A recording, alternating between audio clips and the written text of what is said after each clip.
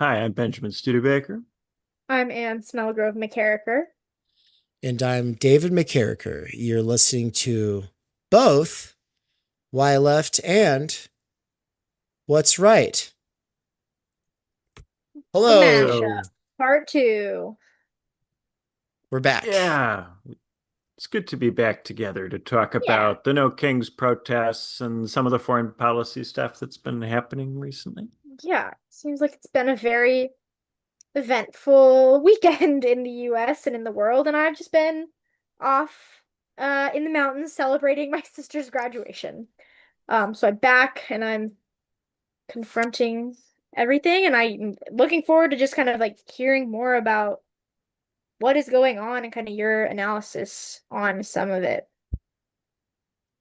Yeah. Yeah, what would you like to start with? The protests or the war? Maybe Dave, if I can jump in, like unless you have a Yeah, and yeah. I'll just say Anne has definitely got some stuff on her chest because of the sort of progressive bubbles that she's in, or that she has feet in those worlds. She can see some of the stuff that's going on, and I think a lot of the people in the chat probably do as well.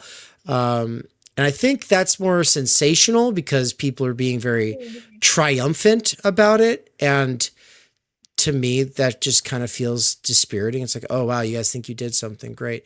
And then with uh Iran and Israel, it's just like, oh yeah, I guess I I mean, this seemed like a thing that could happen already. This already kind of felt like a thing, but now it's actually happening, and it's like, I don't think anyone's surprised, but it is kind of dispiriting. It's sad, but I don't really know what to make of it. I'm not enough of a foreign policy wonk, and I'm very curious to have all of that also then situated in some more serious um, political philosophy. And so, but yeah, let's start with the kind of what initially was egging you on about this, and since this was the No Kings thing was getting to you. Yeah, because I think I had seen people posting and saying like, "Oh, Donald Trump is hosting a military parade for his birthday." And I'm like, that's probably not true. I don't believe that." And then I kind of moved on with my life.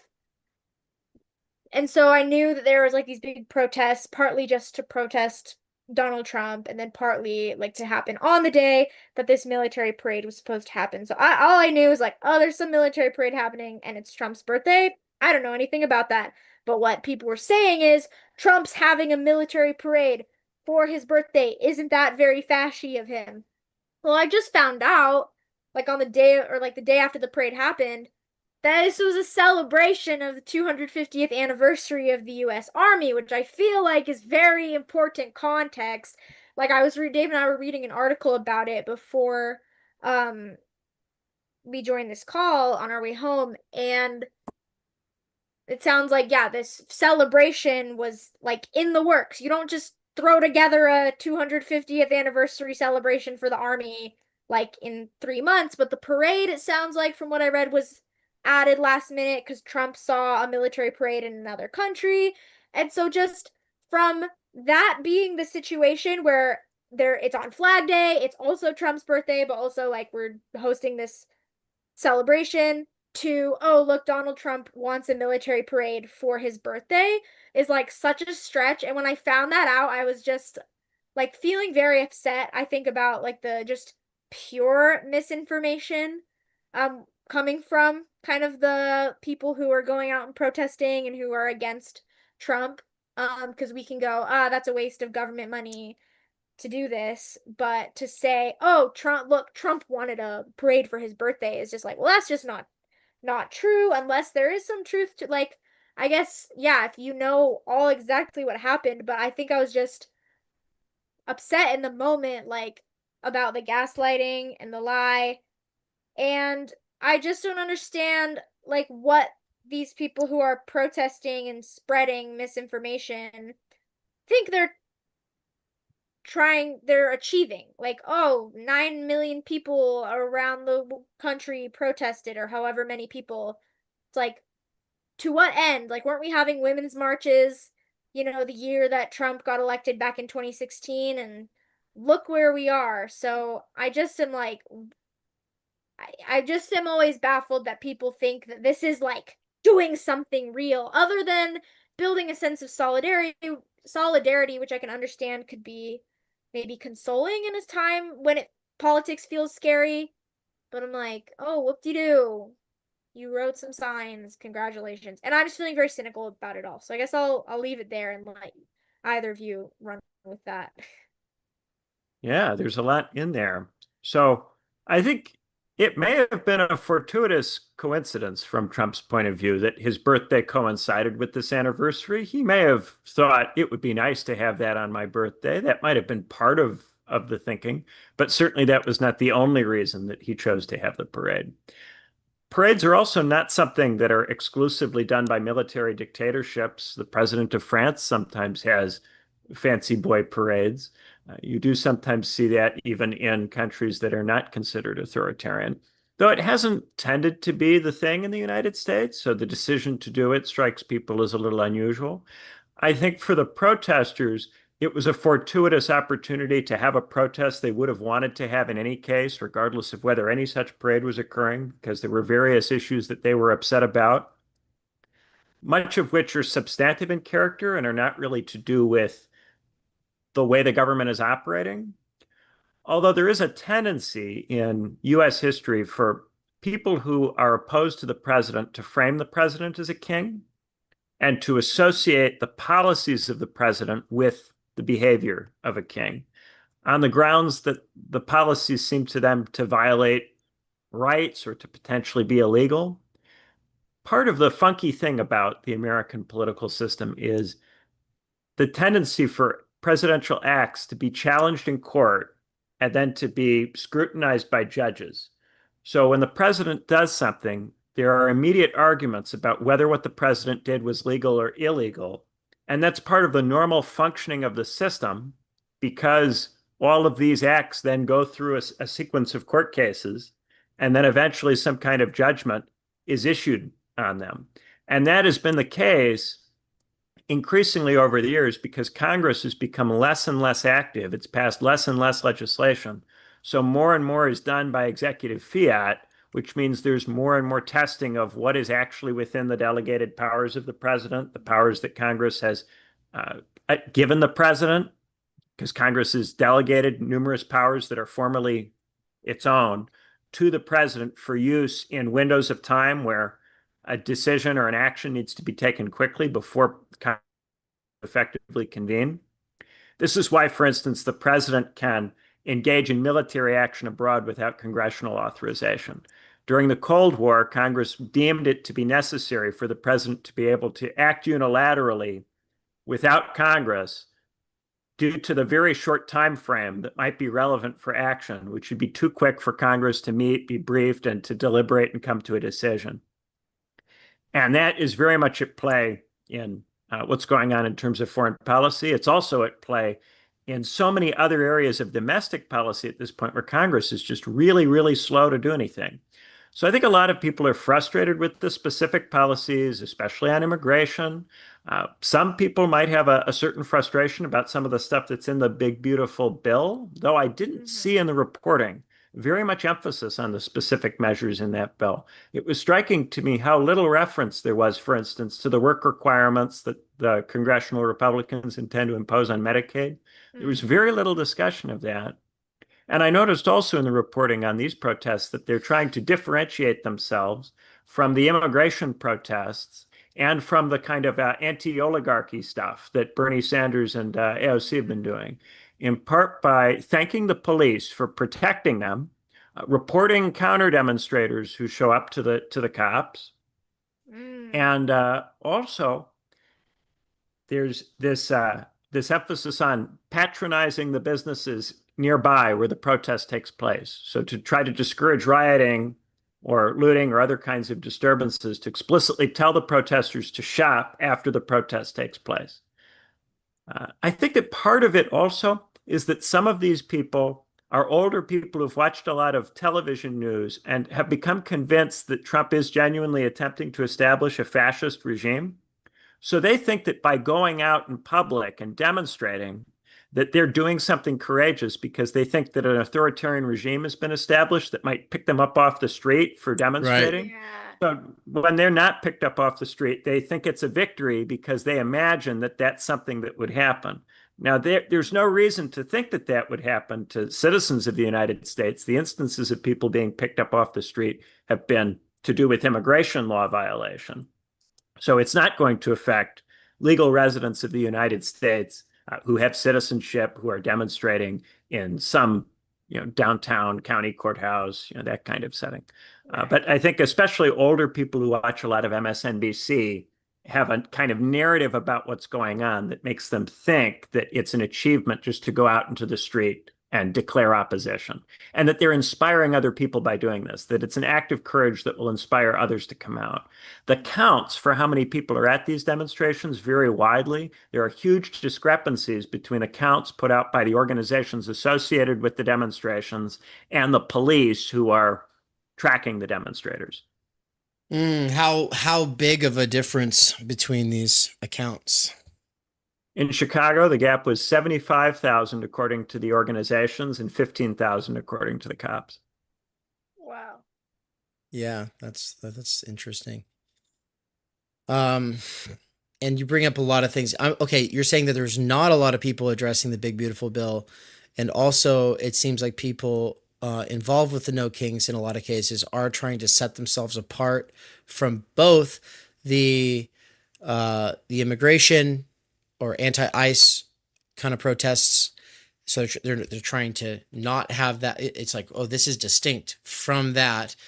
I didn't know that, first of all. To me, this was this is bleeding. This is bleeding over. And then I think substantively, many of them on immigration are critical of the immigration policy, but they're making a point to show a pro-cop, pro-law and order position at these demonstrations. They're trying to demonstrate that you can be opposed to the immigration policy without being opposed to law and order in general. And maybe most tellingly, they don't want to be anti-oligarchy, just anti-king. And then that might also have something to do with the Musk rift, because Musk is now out of the administration. The emphasis is going away from the particular rich backers because the other rich backers are not as well known, don't have the same kind of public profile. Interesting. Yeah. Okay.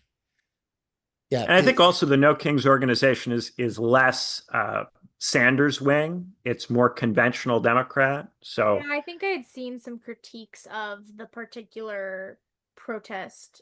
Yeah, the organization. Yeah, they're interested in attracting rich people to support the movement. They're very pro-business, pro-small business in the places where they're demonstrating. They want the locals to be not just supporting it, but they want them to come out and join in. Yeah. Okay. I just think of it as like people who watch way too much TV need a pressure release valve. Like that's what it seems like. People who are just kind of cranked out on way too much of this. And obviously it might not all be TV. A lot of these people could be consuming internet stuff, but it's just like they're clearly at least the people in my life who are really excited about it. This is the posting that they do. This is the world that they live in. They stay angry about it. And I guess there's the organization itself, No Kings, and what it is actually for, and how that's interesting. But then there's also just the framing of it and how easy it makes it for anyone on the other side of the American culture war to just do what my mom did. Because I asked her when I was walking downstairs, I was like, hey, by the way, what do you think about the whole No Kings protests? And she said the same thing Trump said. She said the same thing that like lots of people have said. I've seen, it's just, oh yeah, that's great. We don't like kings. Good thing we don't have a king. I read in the reporting today that Trump said that he doesn't feel like a king because he's feeling like he's facing a lot of opposition in Congress over the bill and struggling to get the bill passed and having to have phone calls with members of Congress and try to persuade them to give him what he wants, and that isn't what he thinks he would have to be doing with his time if he were a king. Be working. Yeah, I think that was the story in the Hill today. Interesting. And is that funny because he probably would if he was a king? He would have just as much of that. He would be having to do all that. It's just not if he was a dictator, you know. Well, quite. And indeed, the Democrats Abroad organizations that operate in Europe for Americans living abroad, if they're operating in European countries that have a constitutional monarch, they have to change the slogan. So instead of no kings, if you're in Democrats Abroad in the UK and you're demonstrating in London, it's no tyrants. And instead of no crowns, it's no clowns. Wow. But I think that really gets at what they actually mean. They mean no tyrants. Yeah. Right. But if you call him a tyrant in the United States, then that would implicitly suggest something like what Abraham Lincoln's assassin shouted, Sic semper tyrannis. If you call the president a tyrant, you are implicitly suggesting that people can target him. So I think that that's a risky thing to do if you're operating in the United States. I hear someone in my life every day say that they think someone should try again. Like, that is the most I hear it from every person who's liberal in my life has said it to me. Oh, I wish someone could just finish the job. Like, so yeah, that makes sense, I guess.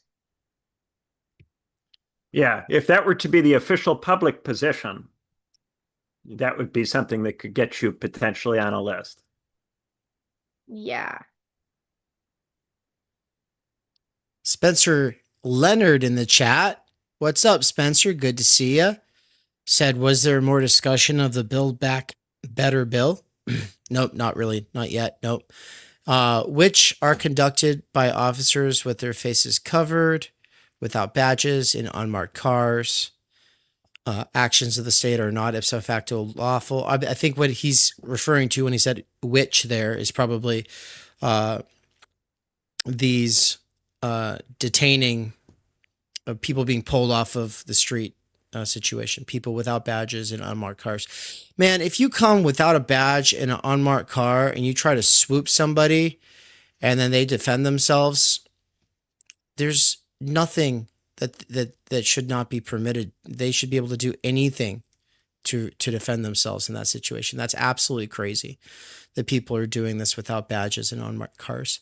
It's like you're asking to be killed, especially in Idaho. Come at someone in Idaho. Try to take somebody into your car without showing them a badge.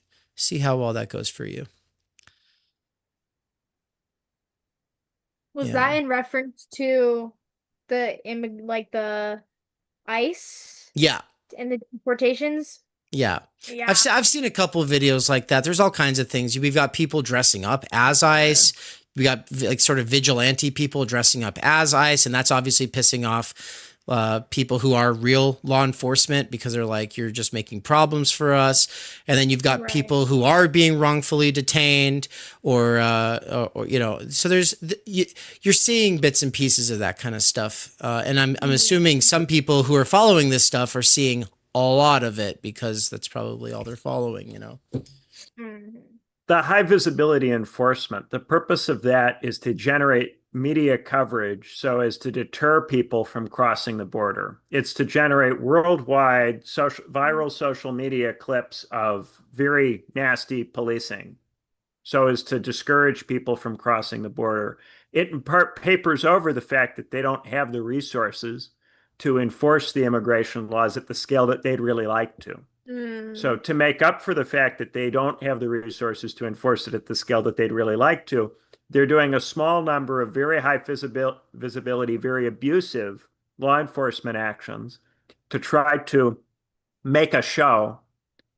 And then when people act as if this is what they're doing all the time at a very, very high scale, high rate, they contribute to the media coverage that then deters people from crossing the border. And in this way, the opposition to the immigration policy functionally assists the administration in driving down the border crossing rate. Hmm. Huh. Spencer said, my point about the BBB bill is that Ben is complaining that nobody is discussing the provisions of the Big Beautiful Bill. But is it so surprising? The vote is likely to be almost purely partisan. Why debate legislation if there's little possibility that any legislator will vote on it on the merits? Well, that doesn't seem to be clear to me. It seems to me that there's a significant discrepancy between the Senate version of the bill that Story on the Hill put out some details of, I think, last night, and the House version of the bill.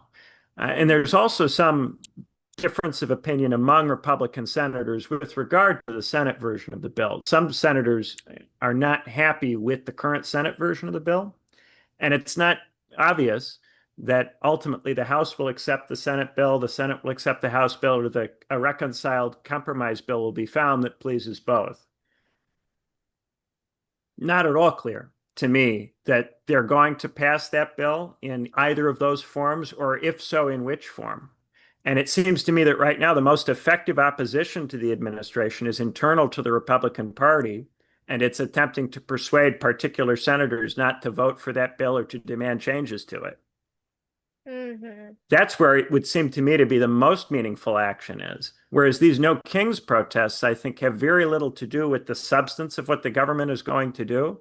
Insofar as they have any effect on poll numbers, this is an effect that is very far away still from the midterms, more than a full year. So it seems to me that the important and interesting stuff going on right now in U.S. domestic politics is happening on the Hill, but nobody cares. And indeed, in saying no kings, this is to suggest that you are not aware that Congress is a major factor in what's going to happen, and that you haven't paid attention to the divisions in Congress. If you had paid attention to those, then you would not be thinking of Trump as a king. You would be looking for possible splits in the caucus and looking to see where they might be. Right. It's always really telling, I think, whenever there's some big protest going on, I'll end up seeing like some clip of like a street interviewer just literally going up to these people who are protesting, going, "Hi, what are you protesting today?" "I'm protesting Donald Trump because he's trying to repeal our rights." And like, this is one I just literally saw earlier today. He's repealing all our rights in the Constitution. "Oh, can you name one specifically?" "No, I cannot." Like, they just don't really know why they're there. They're just there because they're being told this thing's going on. And yeah, that one's really interesting to me. Is just like I the think rate most which people will just show up because, "Oh, I've been told this bad thing is happening. Here I am." Yeah, the kind of person who goes to a protest because they've been told that a bad thing is happening and here they are, this is not the kind of person who is really following what's going on and thinking about it in a rigorous sort of way. And I think that one of the things that's happened over the years is that protests have become more and more hollow as it becomes more and more evident to people who can think that protests are disconnected from what happens, that they do not shape events, they're not an effective way of deploying political energy. And so, as a consequence, and I think this has to do with the fact that protests are not increasingly led by organizations, associations, movements that have deep roots in society. They're not led by churches, labor unions. And insofar as they are led by these kinds of organizations, these organizations don't have the same credibility that they used to have. So there isn't a sense that the people leading these protests offer a positive alternative of any kind to what the government is doing. And there's a faceless character to them. They seem to be kind of NGOs backed by money that comes from a strange source. The No Kings protests, the organization that, if you look it up online, that is most clearly associated with them is called 5051. You know, just a set of numbers, but it's supposed to be 50 states, 50 something, something, and then one movement. Okay. But who's the face of that? Is it somebody anybody knows? Where does the money come from? People can't tell you. And I think with organizations like this, it's difficult to create a sense in the public that there's something positive happening here. Hmm. And we've seen so many protests, as you were saying, the Women's March, Black Lives Matter, a number of these over the years. They don't get results in terms of policy. They occasionally have some poll effect of one kind or another, but not usually something that sticks for any great length of time. And I think they're just less and less important and are continuously becoming less important. But of course, for people who are older, I think especially boomers who watch television, it seems like this is the thing to do. If you're not getting what you'd like out of democratic politics, this seems like the thing that you can do beyond voting, the next step up. But I think it's increasingly a hollow step. I think polling or protesting? Protesting. I Okay. think going to a protest is increasingly not obviously an effective way of changing anything. Right. And for that reason, the kinds of people who go to protests are increasingly odd. To go to a protest now, you have to be socially abnormal to a degree that wasn't the case 30 years ago, 40 years ago, 60 years ago. And it's continually becoming weirder to go to these things, And one especially of with any kind of regularity. And for the people who were doing stuff in 2016 and 2020, and by stuff, I mean, say Bernie, for instance. Uh-oh, did Ann drop from the call? What happened here? Whoops. No, I'm still here. Oh, you can't She's turn your still here. camera Her off. camera's just off. Oh, let Yeah, I me. turned my camera off for a minute. Oh, no worries. I fixed it. I Oh, had it. yeah. Yeah, it's good. I fixed it. Okay. Oh, okay, sorry, yeah. But the people, one of the things that I've been noticing is like normies getting radicalized. So like what I mean by that is like there was a time where it was like a more like people who were countercultural, or on some kind of a fringe or wanted to be on some kind of a vanguard or whatever. Like we're like, yeah, we're doing this thing. And, of course, Occupy's the first time in my life when that really starts going. And of course, there's all these reasons why we don't like that. Or I even at the time was just like, man, this ain't it. But then, because I like the idea of politics that's oriented towards the working class as opposed to all of the banal platitudes like hope and change, or on the other side, just sort of identity politics. I was like, yeah, Bernie, that's cool. Like this marks a shift. And so I was never like, I didn't think it was like the panacea, but I definitely thought this is a way that I can actually help and I can do things. And I just feel like the people who were involved then are very different from the kinds of people involved now. And the people involved now are the people who like, they saw what we were doing back then and they didn't trust it. They didn't believe in it. They didn't really think they thought Bernie was too old or male or white. Or they were just kind of like, oh yeah, he could be cool, but also Hillary could be great too. Wouldn't it be nice to have a woman? But since then they've woken up, but they haven't just woken up. They're like, they're kind of just like very one dimensional. And it's like, it's very like Rad Libby woke up and it's like, okay. And they're like, yeah, I'm going now. I'm activated now. And it's like, yeah, you kind of slept on maybe like a good candidate. And then ever since then, we've been paying the consequences of the party that did everything it could to make sure that he couldn't get in there.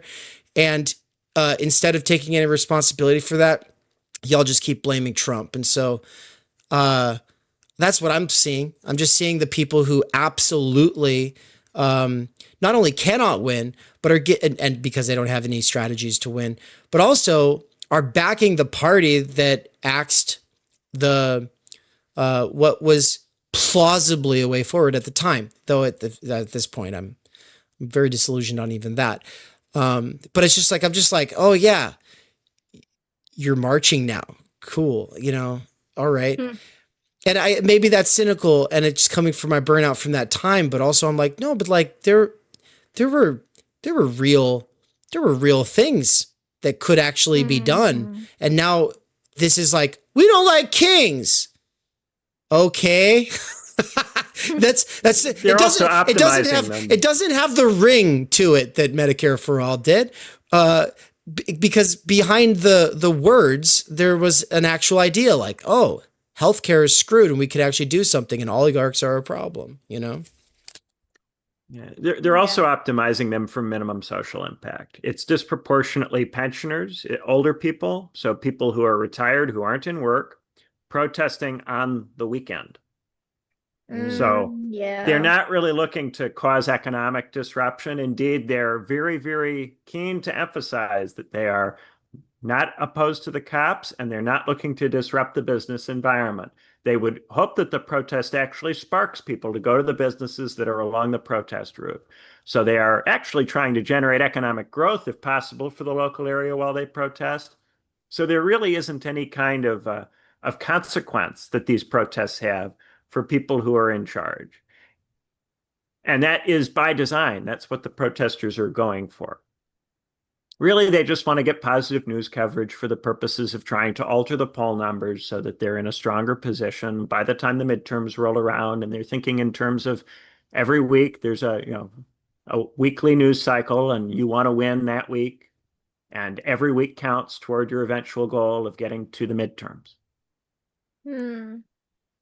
Okay, now I know we want to also talk a little bit about Israel and Iran and all of this, but I do want to say a couple more things about this, and I kind of want to speed run a few of them and turn it into a couple questions for you each.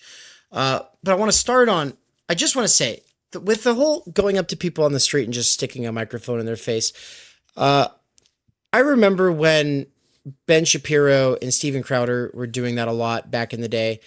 And there were a couple other people who would do it as well. And the response was always, and I think I used to say this, well, yeah, but you take anybody on the street who's more interested in like what they're coming from or where they're going, and they're not really thinking about the thing that you're asking them, they're going to say some dumb stuff. You would say dumb things too.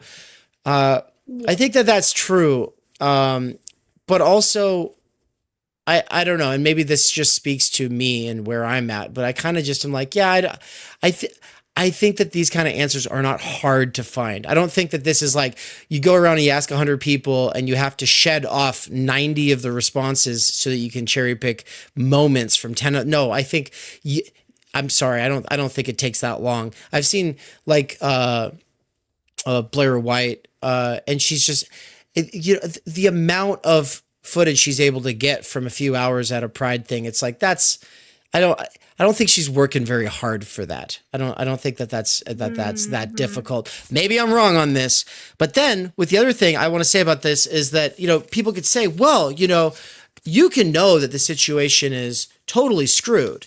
And not be a big geek for this kind of stuff. And you shouldn't have to be, being a citizen, and having some solidarity and showing up when you're concerned, because there are concerning things happening, and there are concerning things happening. It's admirable, and, hats off to those people. But then I just want to say, that is very, very low expectations for people who supposedly care about democracy and are against kings. Okay. The thing is, in a monarchy, we don't expect those people to know anything, but in a democracy, they're supposed to. So it's kind of like, okay, I get it. If we're going to be realists, why would we actually expect them to know anything? But also, it's like, I think holding up a mirror to the protester and being like, you actually should know this stuff if you're out here against monarchy. If you think you care about democracy so much, you should care about the Enlightenment vision for humanity, for taking ownership of your own immaturity and actually educating yourself and being engaged, not just because you showed up, but actually just like as a way of life, and not just because you're consuming TV or an influencer who is 6 times removed from whatever source they're covering. So yeah, they're treating these protesters as ground troops in a permanent electoral campaign. And so if you can motivate them to do it by sociologically messing with them with media coverage, And if there's a segment of people who can be motivated and chased out into the streets by that kind of fear mongering, it doesn't matter to them if these people have a well-informed view or if they know what's going on or don't. It's just a question of getting them out into the street and then covering them in the media in a way which boosts the numbers.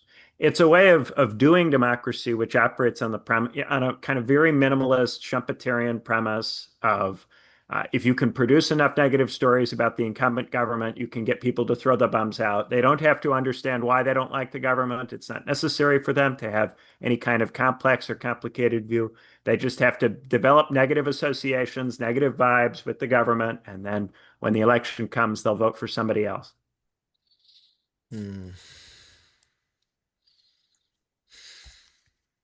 Yeah. On the big beautiful bill and fascism and what's actually concerning. I have not read this bill. I don't read bills. I don't make a habit of it. I should, maybe. It's a long bill. It would Yeah. be very difficult for anybody to sit down and read the whole thing. Most of us who try to follow it just read the media reporting on it. Yeah, because when these things come out, I like to try to find the source. Like on the day that Trump was signing all of his executive orders, I was just reading the executive orders, and so I'm like, hey, what's going on with this bill? And this document is like so long. You're like, how do I even approach this thing? The way I would approach big it, big and beautiful, or not yeah. so beautiful. You hope that there are enough people who have a stake in whether or not the bill passes that they will try to highlight the stuff that they like or the stuff that they dislike about the bill for the purposes of trying to influence public debate about it. And that it's in that reporting, which is always motivated by people's desires about whether it passes or doesn't pass, you can distill at least some of what's in it. But unfortunately, when you have very big, large bills, there's always going to be stuff that never gets politicized or taken up and that you will discover at later points. Yeah. This is true even for the members of Congress, most of whom themselves do not read the bill. Many members of the House have admitted they haven't read the big, beautiful bill that they voted for. Yeah, I think I heard about that. So what is in there, Benjamin? Is there anything that you find interesting? The thing that really sticks out to me is the work requirements for Medicaid. So was this saying that you have to work? You have to be working to receive Medicaid, or like what, you have to work until you're 90 now or something like this? Like what, something crazy, right? So it's both an increase to the age at which you still have to work to get Medicaid.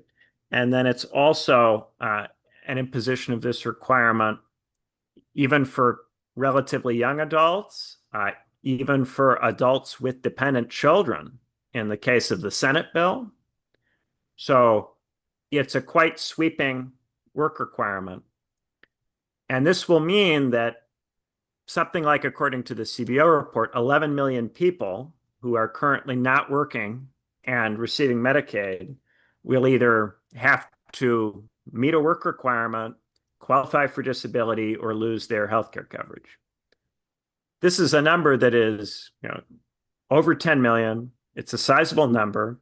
In the first Trump administration, numbers like that for people whose healthcare would be potentially at risk would have been heavily politicized. In 2017, when they were trying to do repeal and replace, that was heavily politicized and very much talked about.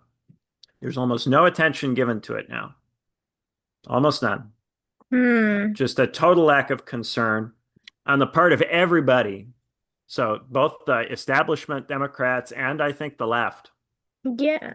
For this part of the population, in part because I think there's an assumption that this part of the population is not sufficiently important to other parts of the electorate. That other parts of the electorate that might benefit from something like no taxes on tips, or in the Senate version of the bill, a tax deduction up to $25,000 on tips. Those parts of the population aren't going to care about the imposition of work requirements on Medicaid recipients. Right. In fact, I think the assumption is that those parts of the population will say, fair enough, you ought to work, we have to work. And the return to that as the default mentality is what's assumed to be the mentality for vast swathes of the population Right. is, I think, very sad and at least worthy of comment. Right. What about Social Security? What's it doing to Social Security? I didn't see any kind of major reporting about an effect directly on Social Security in the Big Beautiful Bill. Most of what I saw was to do with Medicaid, and then the no taxes on tips, the extension of the first term Trump tax cuts. There's also a debate about the SALT deduction. So this is a deduction that you receive on the basis of your state income tax. So blue state Republicans would like to see the SALT deduction expanded. So if you're living in New York and you're getting taxed heavily by your state government relative to someone who's living in Texas, that tax difference can be wiped away with a deduction on your federal taxes. They wanted to see that enlarged so as to reduce the disadvantage people face for working in blue states like New York. Of course, Republicans living in red states say, why shouldn't there be a disadvantage for being in a blue state like New York? Isn't this a positive incentive to force states like New York to adopt similar tax policies to states like Texas? So while House Republicans who are in blue states want to see the SALT deduction expanded, Republican senators who are mainly in red states do not care. And so there's a sharp conflict between the two versions of the bill. The House version has got the number at, I think, 40,000, up to 40,000 deduction, and the Senate version only 10. And there were many people in the House caucus who only voted for the Big Beautiful Bill on the basis of that provision, and who have said that they will not vote for a bill if the number is not 40,000. That, of course, could be posturing or a negotiating tactic to try to preserve the concession that they got from the House leadership. But that's going to be another one of the major factors going forward, that SALT deduction. Okay. Yeah. What I'd heard about the Social Security thing was, so basically the Big Beautiful Bill was going to affect different areas of the working class in different ways, or at least was being presented as though it would. And that was, no taxes on tips. So great for the service economy.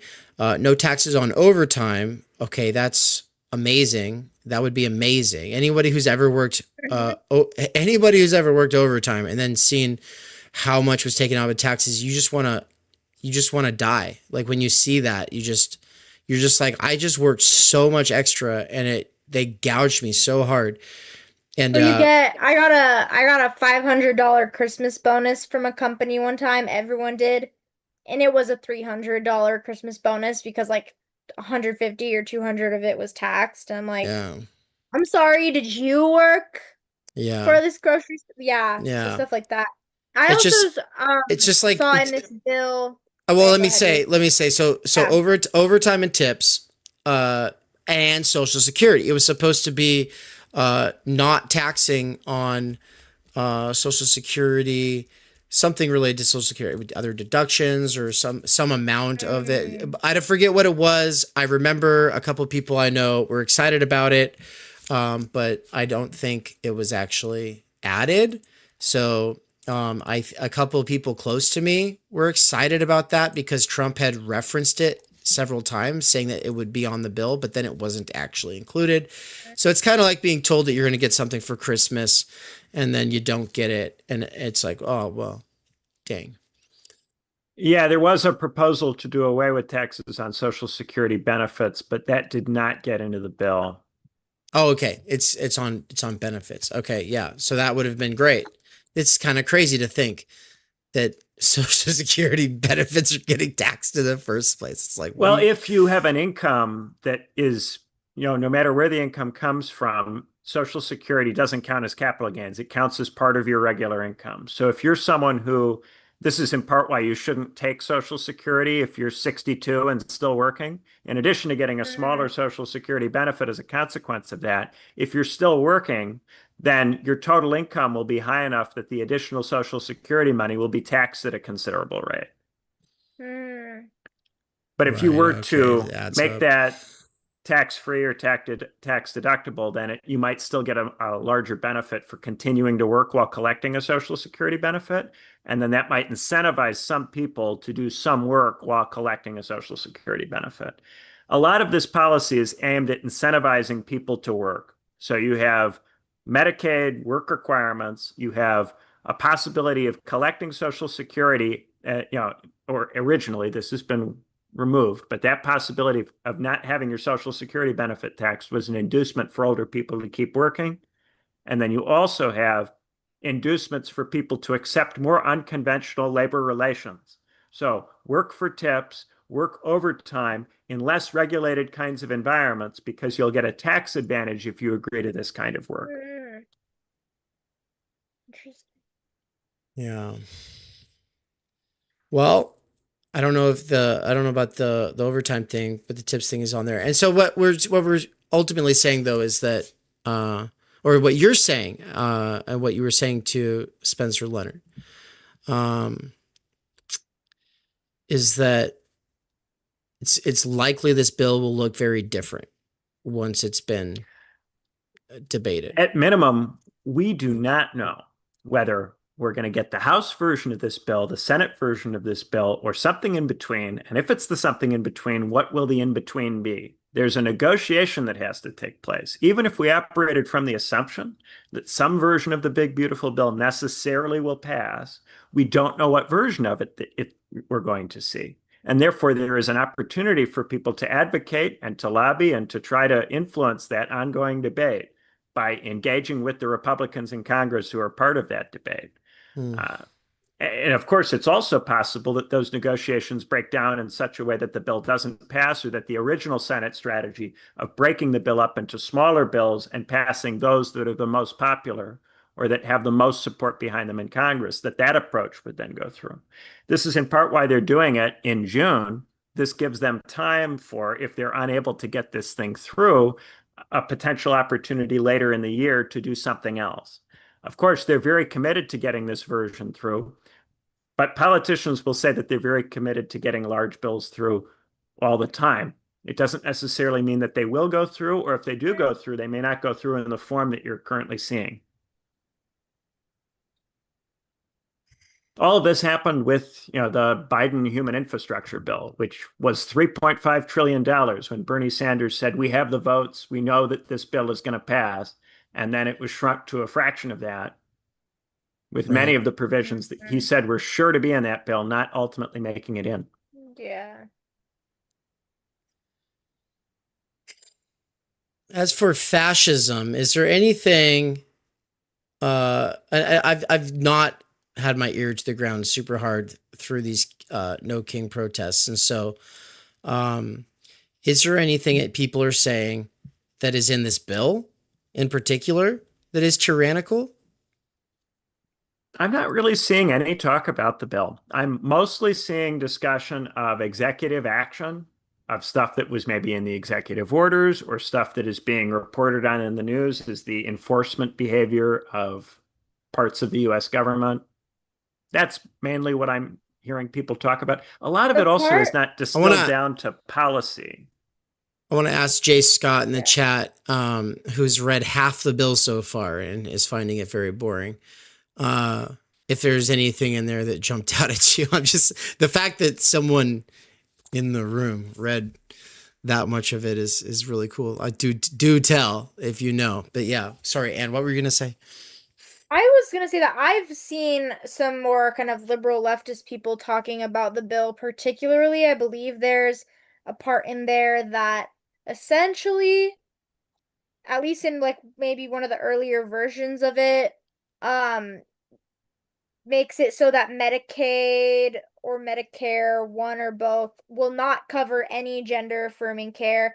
And it was originally just for minors, but I think it got changed to anyone, period. And that is maybe part of I don't know if it's part of the no tyrants kind of sentiment, but that is one that I've seen people saying like, oh, it's fascist, white supremacist, transphobic kind of rhetoric coming from the bill. And that's the only thing that I've really seen people like complaining about kind of in my circles and from some of that media. Yeah, it affects it prohibits the federal government from funding gender affirming care through the Children's Health Insurance Program or Mhm. Medicaid, I think. Yeah. So Yeah. presumably Not it altogether already, different, though, from previous Republican bans on federal money going to abortion or Planned Parenthood. That's something we've seen before. So when right, people, throw out language like king, tyrant, you're usually looking for something very unusual that you right, haven't seen. That would be right. something that I could understand why they would disagree with it, but in what sense would that be? Hmm. That's it. Authoritarian behavior necessarily. This is the thing about the United States. If you do something that people in the United States thinks violates rights, then the accusation of authoritarianism issues. But in many other countries, the focus will be on the process by which the policy was arrived at. So the UK, for instance, passes legislation all the time that Americans would regard as eviscerating their rights. But in the UK, very rarely will the government be accused of tyranny or authoritarianism because the legislation will be passed through the parliamentary process. And the Hmm. focus there is on whether the parliamentary process is followed. Whereas here in the United States, even if you follow process, people will throw out this accusation if they feel rights are at stake. And I think that Yeah. has to do with the Bill of Rights and the constitutional form. And because you don't Hmm. get a decision on something like that until the Supreme Court rules, you can have a protracted period in American politics where it's questionable whether something is legal. Mm. Yeah, I'm all for adults experimenting with their bodies, um, and even doing experimental medical interventions, drugs, surgeries. And what I'm not about is that the way that it's turned into a political thing where um, if you don't support this, you're transphobic. It's like, I remember when it became like, oh, well, Medicare for all. Well, it better have all these provisions for trans people or else it's transphobic. Like that became a thing during Bernie. And it was like, this is a mass movement that's appealing to a ton of people who would not normally vote Democrat, including Idahoans. It was, it was the first time around, but because of stuff like that, it definitely lost those places that are not hyper blue bubbles. And the idea that a medical provider is like, oh, this might help you. It's going to have tons of negative side effects, but it also might help you, and you'll be on these drugs for the rest of your life. These surgeries will affect you for the rest of your life. That's already all sketch, but in a politically tumultuous time where anything that gets put through is likely to be revoked by the other side 4 years later, that should weigh into the decisions that these providers are making when they recommend certain kinds of care. It's like if people are saying like, this is going to screw me up so bad to have that pulled, it's like, yeah, that really sucks. Did you not think that you live in America where that's probably going to happen every 4 to 8 years? Like it just, to me, it just seems like a no brainer. And of course, you can be upset about it, but also, duh. And so, to me, that seems like malpractice that people would be out here recommending expensive, dangerous, experimental interventions, um, and then and then that being part of Medicaid or something that could be where the government funding can be pulled as soon as the new administration comes in. In Mm. fairness, I think the doctors who had those kinds of views didn't interpret those treatments in the way that you described. So they wouldn't have thought of them as experimental or likely to be politically reversed. And I think for many of them, it was a surprise. I think for many of the people who recommended the treatments, they were surprised at the way they were taken up politically. Mm. See, that's crazy to me. That's crazy to me.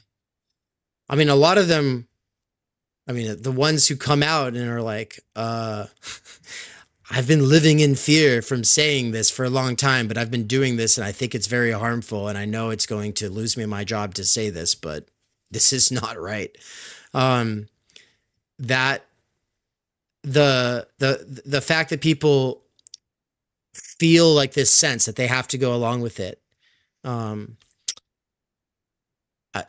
would think that that's been around since at least 2016. So sure. Are you mean specifically the part about it being dangerous or experimental? The part of the population that was willing to recommend those treatments and to potentially seriously entertain undergoing them viewed that stuff very differently. I think this is a case of such a high level of pluralism with respect to how people view what's going on, that there would have been a very different view among those people of all of that stuff from any kind of view which would have seen it as realistic that the government could come to a consensus decision not to fund the treatments. There were questions about whether the army would fund the treatments, because in that case, you seem to have the military taking on a cost that would perhaps erode its efficiency.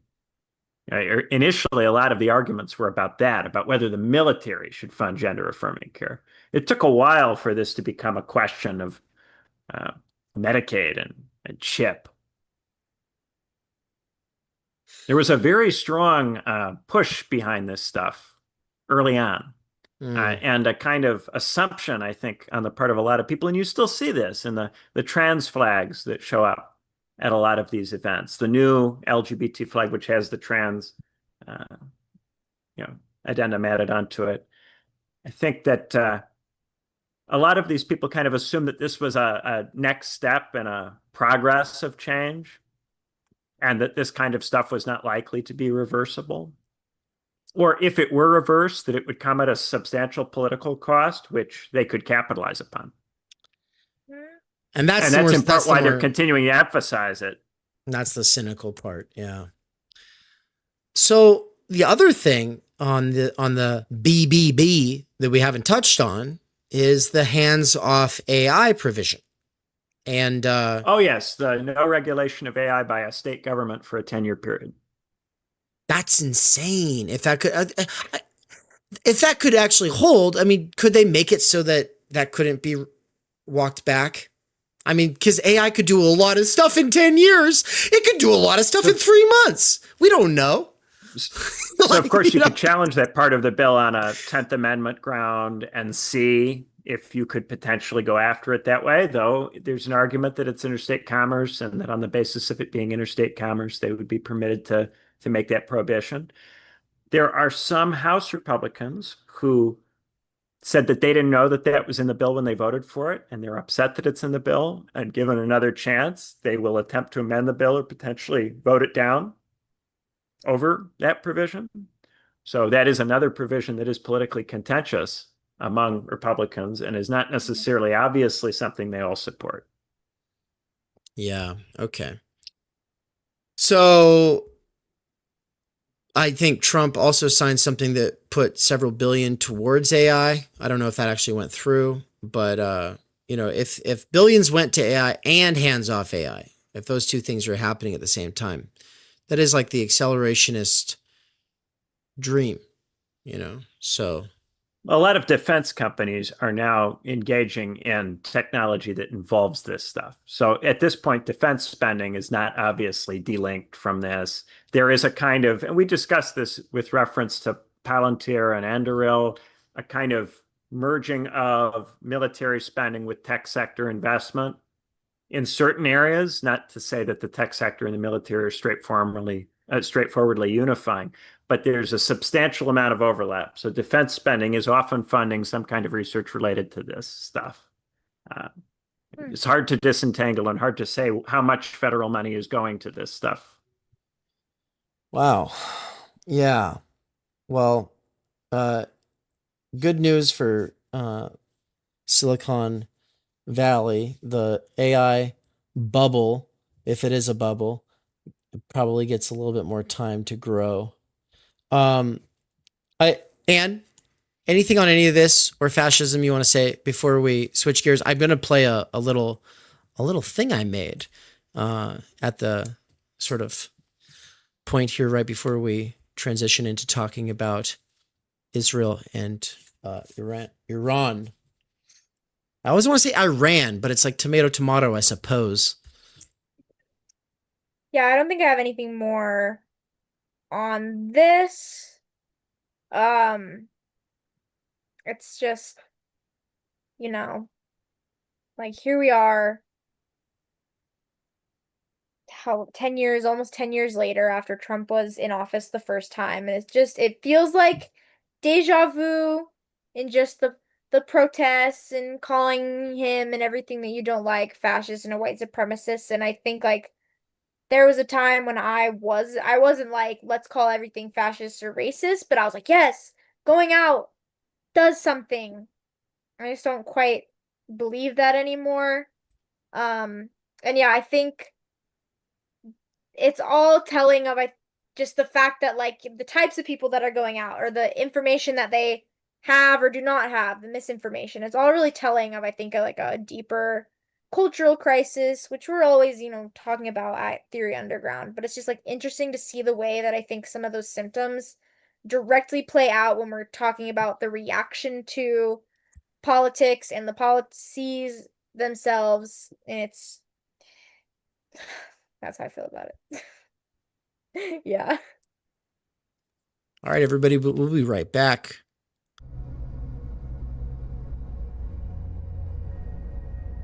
Hate to interrupt, but we would be remiss to not share an advertisement from our sponsors. And we're not sponsored by any corporate or state entities other than ourselves. So I'll just tell you a little bit about some of the past courses and the ongoing courses here at TU. Because if any of them sound exciting to you, well, you can access all of them by becoming a subscriber. That's right, subscribers make all of this possible. Subscribers get access to the course I taught on Martin Heidegger's Being and Time, as well as the course that I taught the first half of last year, Emmanuel Levinas's Totality and Infinity, the second half for which I will be teaching this winter. I've also taught critical media theory and critical doxology and time energy with my wife, Ann Snellgrove McKerracher, who is the co-host on What's Right. Also, you would get access to the course I taught at the university, 3 semesters worth, on Intro to Critical Social Theory and Socioanalysis. But also, we've had lots of other great professors teach Introduction to Marxism by Chris Cutrone, Intro to Lacan via Seminar 11 with Todd McGowan, Introduction to Ivan Illich with Brian Weeks, The Clinical Structures of Psychoanalysis and Autism with Dr. Leon Brenner, the Michael Downs Seminar, Introduction to Slavoj Zizek, Introduction to Nick Land, and Zizek's For They Know Not What They Do, all taught by Michael Downs, as well as What is Sex? There was a collab that I did with Cadell Last, Theory 101, a collab I did with Hello Gorgias. And then also, of course, there's Carl Jaspers' Is the Idea of the University, PMC Consciousness and Ideology. These were early, very important courses that I taught with friends at TU back in 2023. And they remain important to this day. Every one of these courses comes out of an overarching research project. There's a real driving force, mission, and agenda to the research going on at TU because we want to understand the situation for the sake of large-scale structural change focused on the good life. What does that actually mean? If you really want to go deep, obviously, these courses are something you could spend the better part of a year binging while at work. Ongoing courses that come out on a monthly basis are the Fundamental Problems and Core Concepts at TU with yours truly, also my seminar, Philosophy of Nature with Nina Power, the Benjamin Studebaker seminar, as well as his course, The 12 Political Theorists.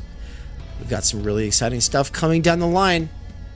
The only way to make this all possible and really deepen your knowledge and familiarity with all of these different things is to become a subscriber today at http://theoryunderground.com/subscribe.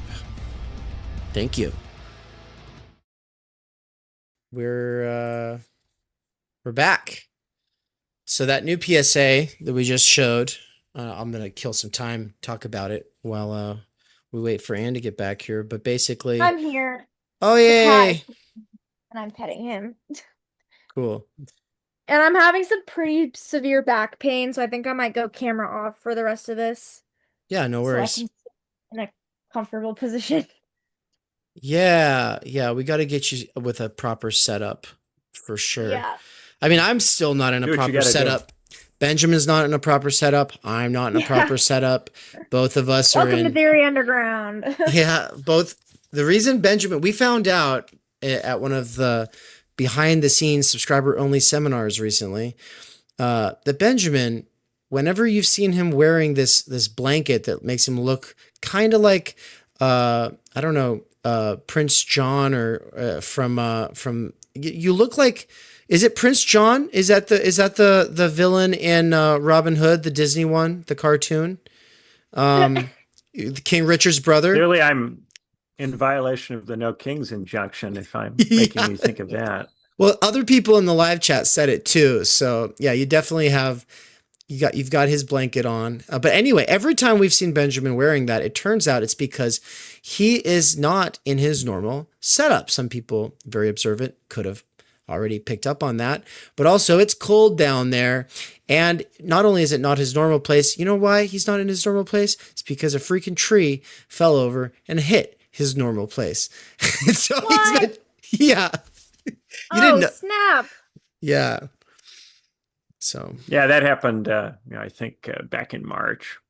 One of those derecho winds came through the Midwest, uprooted one of the trees in my backyard, dumped it on the house. Oh my gosh.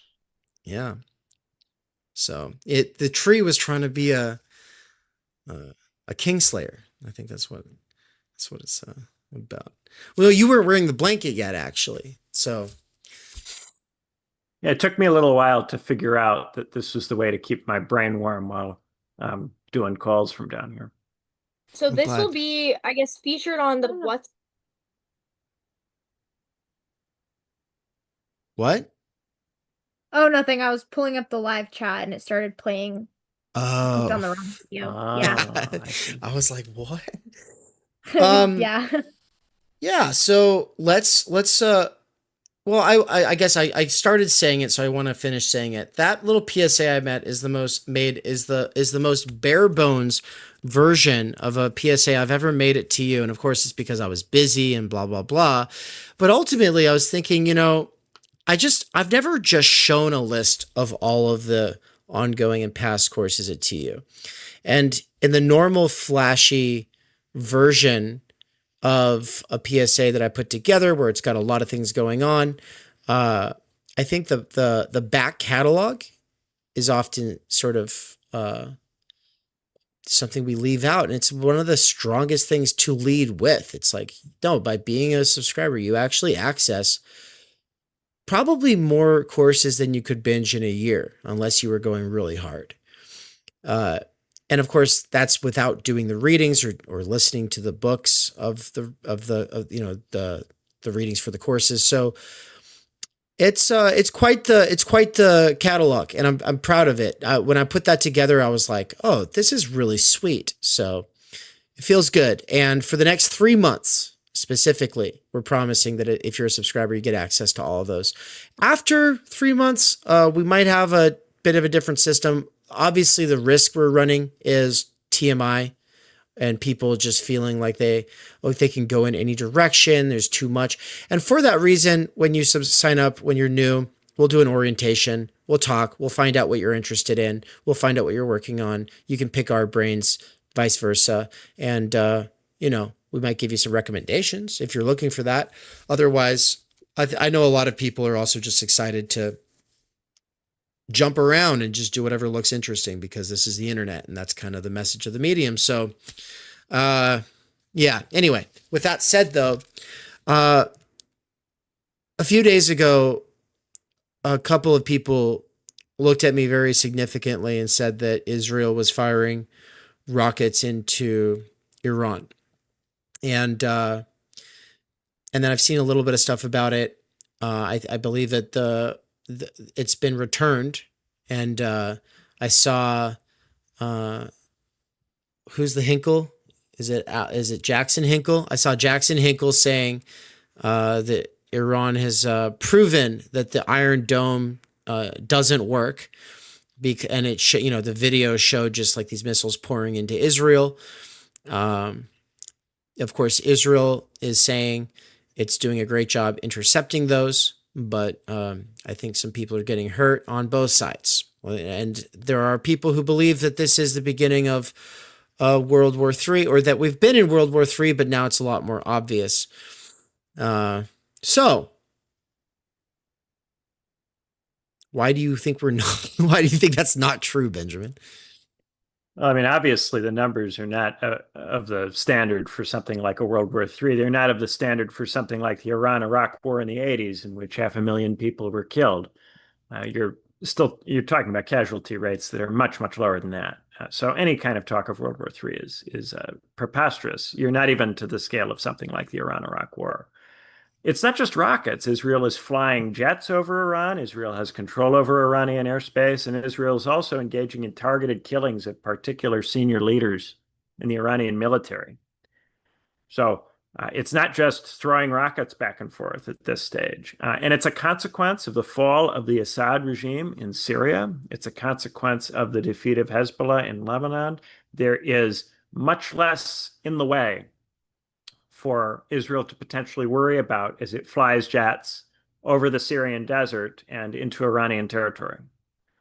So Israel has been not just striking Iran at random, but killing specific scientists, specific personnel.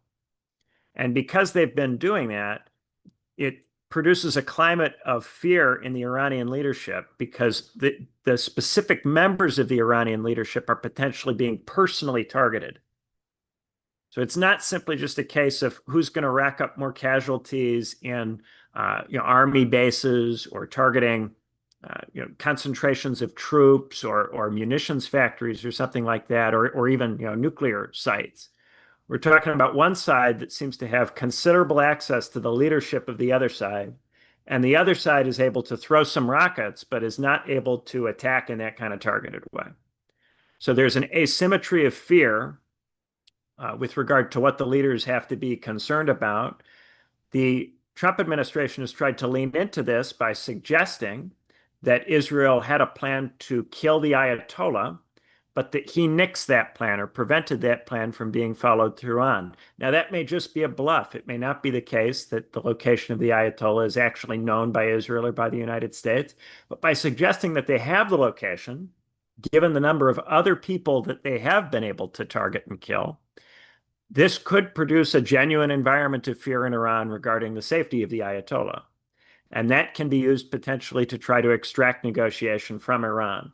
Now, we've heard that Iran has been expressing through Gulf state intermediaries that it uses sometimes for back-channel diplomacy, a willingness to return to the negotiating table if the Israeli attacks stop, and to not continue retaliating if the Israeli attacks stop.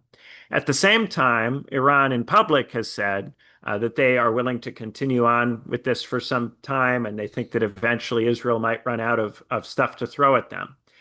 But I think it's critical to note here that we're not just talking about Iron Dome. There's a bunch of different states in the Middle East, Arab states, and then also Turkey, that are cooperating with Israel and with the United States to stop Iranian attacks. The evidence for this stuff is always difficult to find, but there have been bits and pieces that have leaked indicating even European countries' involvement with frustrating Iranian attacks on Israel. So there is a lot of states involved in protecting Israel from Iranian attacks which are not targeted, not precise, and not attacking high-value targets, with Israeli strikes that are highly targeted, are going after high-value assets and are killing important people in the Iranian military hierarchy. So for those reasons, I think it's likely that there will be some kind of negotiated deal. Israel would like this to be an opportunity for the Iranian regime to be overthrown, but it's hard to see how that can happen unless there is some force within Iran able to overthrow the Iranian regime. There would need to be some faction within the Iranian military interested in doing that.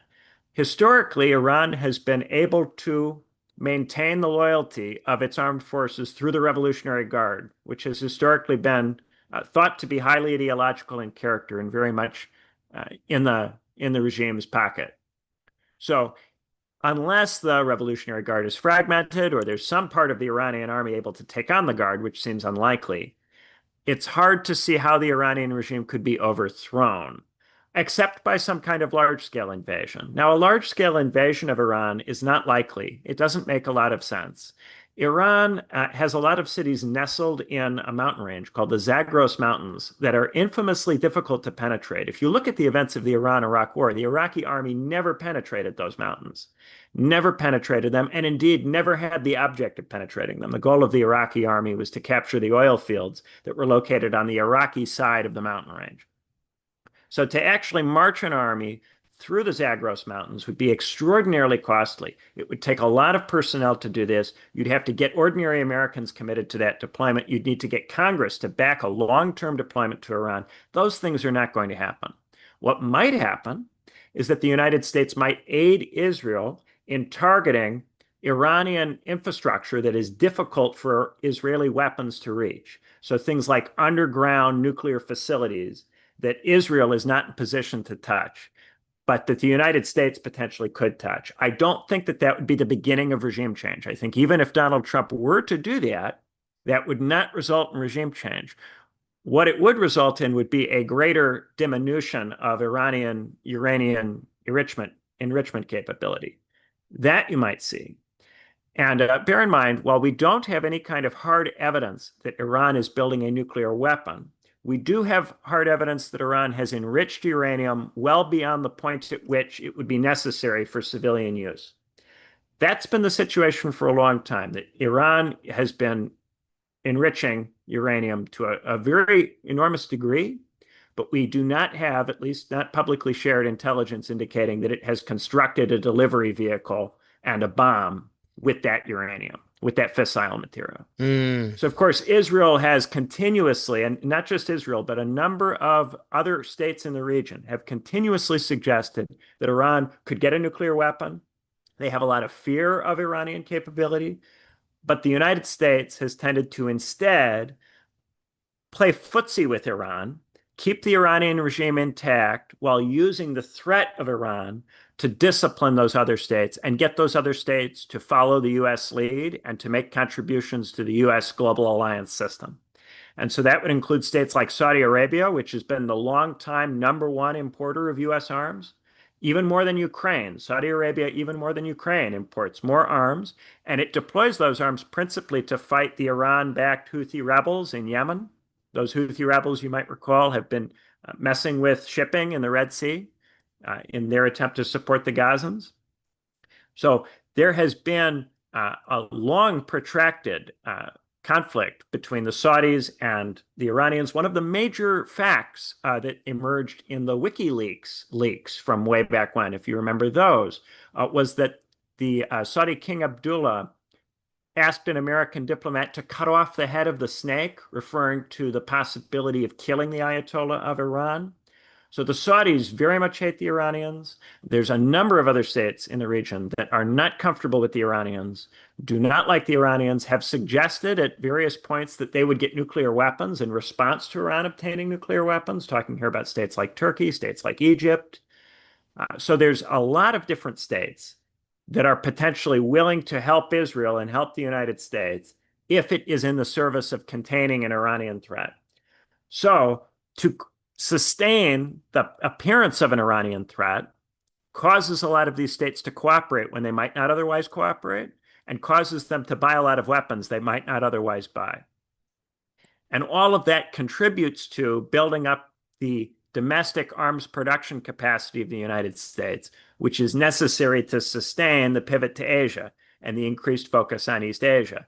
The states in the Middle East would not be so concerned about the rise of China unless there was some continuous attempt to link the rise of China to support for the Iranians.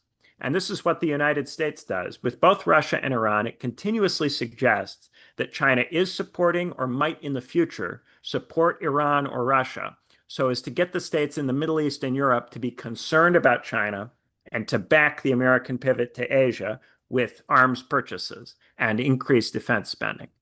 And this is something that has been going on for a long time, but it's something that both the Biden and the Trump administrations, in their own ways, have turned up. So in the case of the Biden administration, allowing the Ukraine war to begin and then allowing the pipeline, the Nord Stream 2 pipeline, to be destroyed so as to subject the European states to an energy crisis, which made them dependent on liquefied natural gas. And I say allowed here because, according to the official narrative, they did not punish the Ukrainians for independently deciding to destroy the pipeline. So in not punishing them, they implicitly showed that they were not displeased inordinately by the destruction, which I would count as a kind of soft endorsement of it. That created a situation in which European defense spending tripled. Arms imports from the United States tripled in a period of roughly half a decade. Huge increase in European military spending. In the same way, a long-term moderate conflict with Iran can cause these other states in the region to make large-scale contributions. But that conflict has to stay moderate. It can't become too hot. If the Iranians get a nuclear weapon, there's a possibility of other states pursuing nuclear weapons, which could be destabilizing. And states like Israel are so panicked about the possibility of an Iranian nuclear weapon that they will look to escalate enormously in response to any perceived, on their part, imminent risk of it. So there is some need for the United States, if it wants to use Iran and Russia for this purpose, to keep these conflicts operating at a moderate level, intense enough that the other states in the region feel compelled to spend money on defense, but soft enough that commerce continues to flow, trade continues to happen, and you don't get to a point where there's so much uncertainty, so much instability that it creates major economic costs. And that's the needle that the United States attempts to thread. Now, I think in the past, the United States would have been reluctant to thread that needle. And if you look at what the European allies say or what the Middle Eastern states say, many of them get panicked and worried about this stuff. But the United States seems to be confident in the quality of its intelligence. And so I have this kind of long-running theory that in the digital age, we have kind of crossed some sort of intelligence threshold where the United States now believes it's in possession of much better, higher quality intelligence than it used to have in the 20th century period. And as a consequence of this, it's willing to push things further with the Russians and with the Iranians on the basis that it knows the internal conversation, knows the internal capability, and therefore is confident that there will not be a response that will cause any kind of severe problem for it. Whereas in the Cold War, in the analog period, there was less certainty about the quality of the intelligence, a persistent tendency to overestimate the capacities of the Soviet Union, and to do this in part out of a reasonable fear that if you got this calculation wrong, there could be a nuclear conflict. And I think for a lot of ordinary people who watch this stuff, because they don't have access to whatever information is motivating these decisions, there's an assumption that this activity carries the kind of risk that it would have carried if it were embarked upon by the United States in the 60s or 70s or 80s.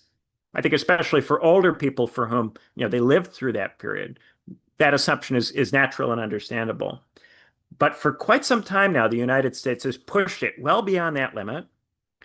And the United States seems to have caught on that if there's no deployment of American ground troops for any kind of sustained period, and no major disruption to trade and to the economic activity of the United States, that American voters will bear this stuff. They will not be overly concerned about it. And polling of American voters indicates that foreign policy issues have, throughout the last several years, been a low priority for most American voters. So even though on the one hand, for the people who are monitoring the situation, it seems like something acute is going on, in practice, American voters have not tended to prioritize this stuff to the degree that you might expect. And I think that's because in terms of how it's experienced in your life, it is not associated with major disruption in terms of economic standard of living. And it's also not associated with large numbers of people you know from your community going overseas, being killed, being blown up. And I think the administration understands that to be able to sustain political support for this policy, it has to keep the policy consistent with those parameters.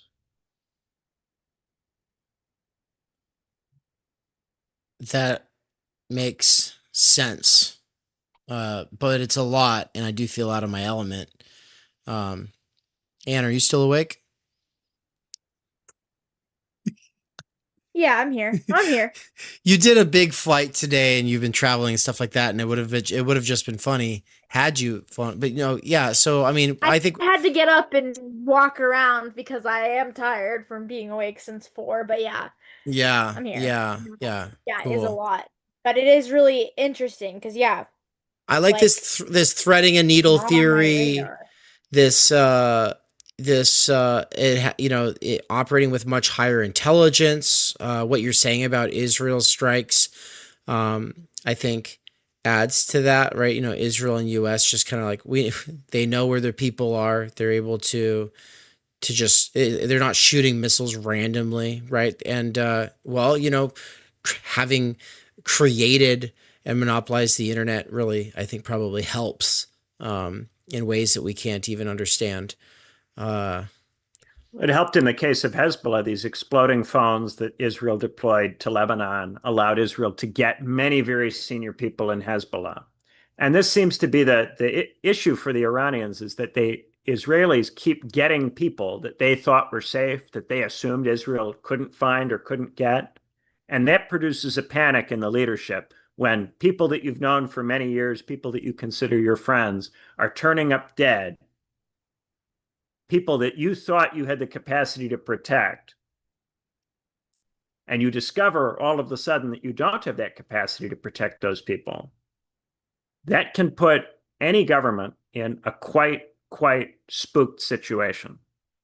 And I think that's what is going on right now for Iran, based on the reporting that we're seeing. Spencer Leonard said that was a great summary, Ben. He raised a couple of questions that I think are worth reading, but I kind of want to just step back and say, I don't know what to do or how to think about Israel at this point.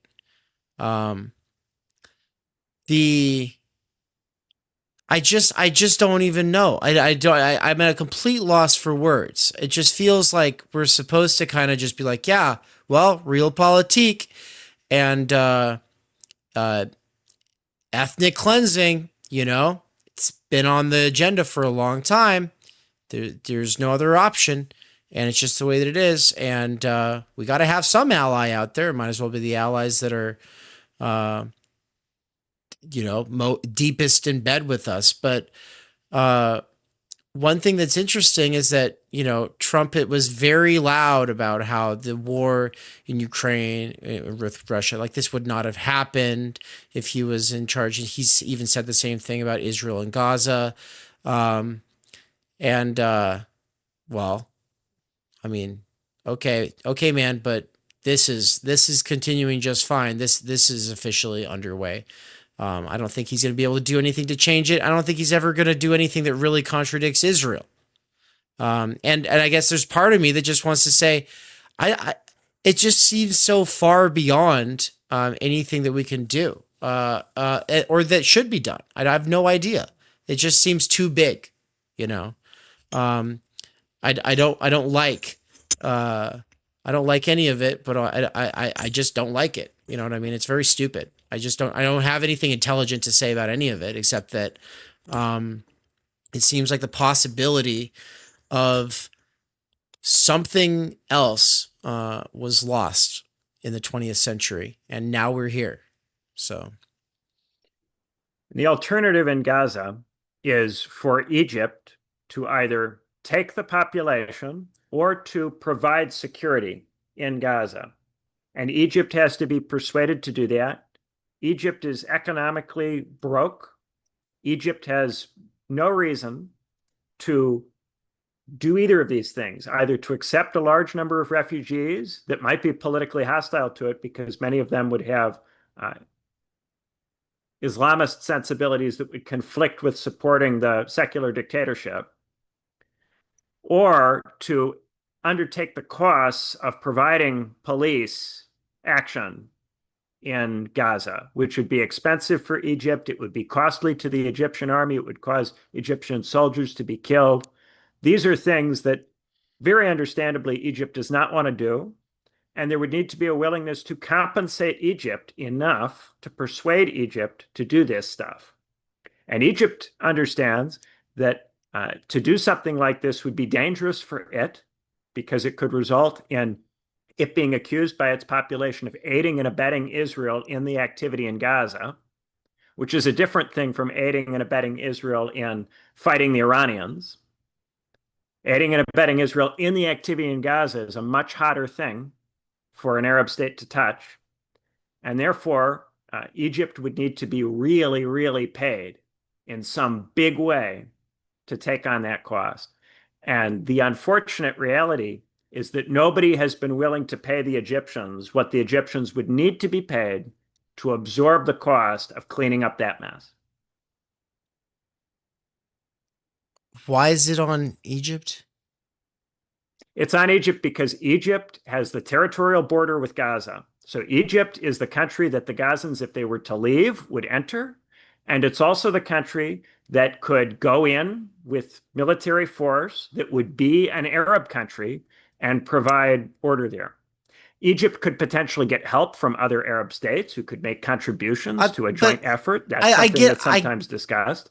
I get all of that, but what I don't get is, okay, Egypt refusing to take a population seems very removed from Israel not allowing food to get to people, or blowing up hospitals and children and saying, well, you know, terrorists are hiding behind them, which to me just seems like a great reason to suspect that potentially in our lifetimes, there will be explosions all over the place, taking out children, and they'll say, well, you know, there was a radical hiding behind them.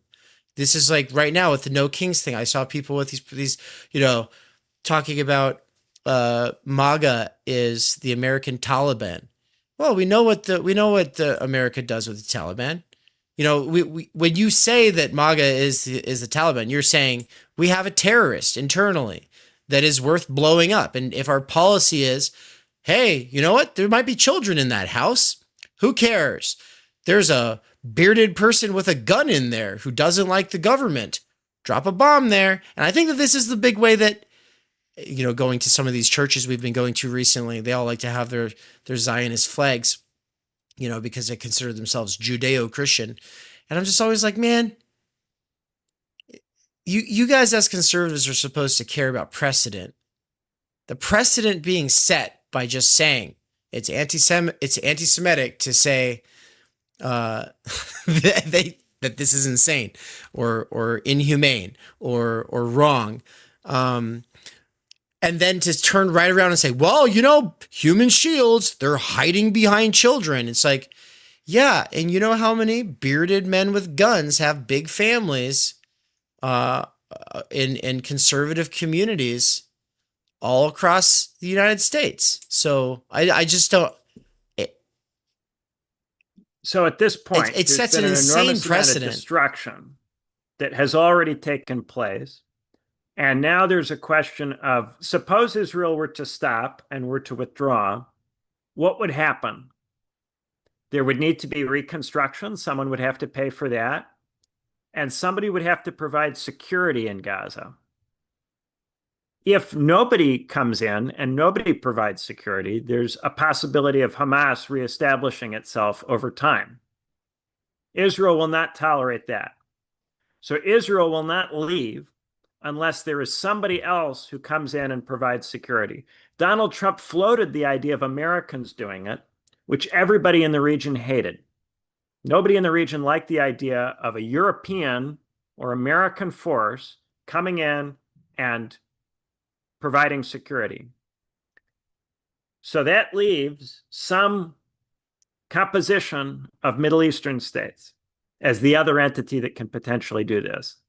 But the Middle Eastern states will not do this unless they are appropriately compensated for the trouble.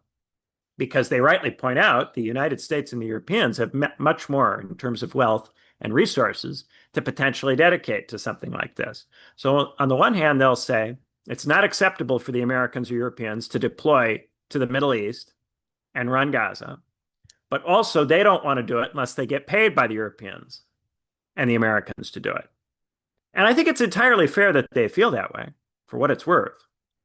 But it puts you in this very difficult situation where there's no obvious party that is able and ready to provide security there at the current time. And Israel has used that vacuum to continue to try to hunt for Hamas in the rubble. And they're going to keep using the excuse of there's no one around to pay for security or to provide security. Therefore, we're going to continue to hunt around here. They're going to keep using that as the excuse to continue until somebody provides security.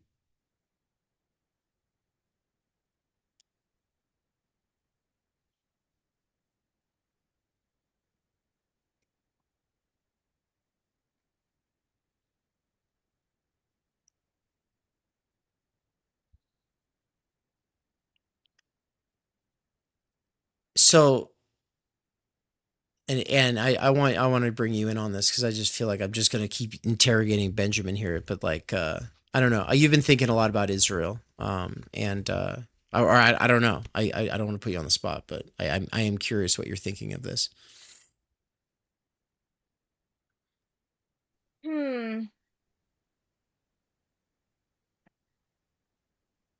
I think, yeah, this is obviously all like new information to me. I don't quite keep up with foreign politics in the same way I sort of keep up with what's going on in the US and with Trump.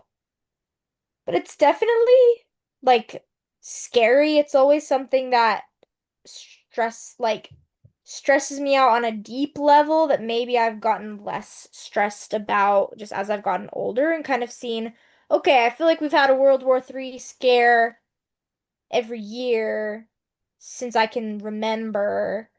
Um, but it is, I mean, there's real human lives at stake just in kind of these types of conflicts. There's real like the intelligence and the ability, like you were talking about, of Israel to like find these Iranian officials and all these people who they thought were like safe and protected is like that's like legit terrifying that tech whatever surveillance information exists.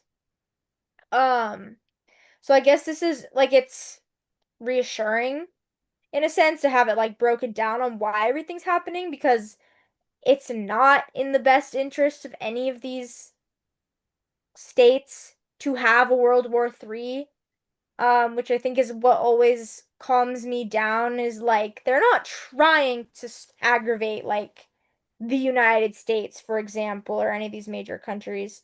But yeah, the blind support of Israel is just another one of those things that it's just like I think people are just they they're just hearing, "Oh, you're critiquing the Jewish state, therefore that is anti-Semitism." And there's no critical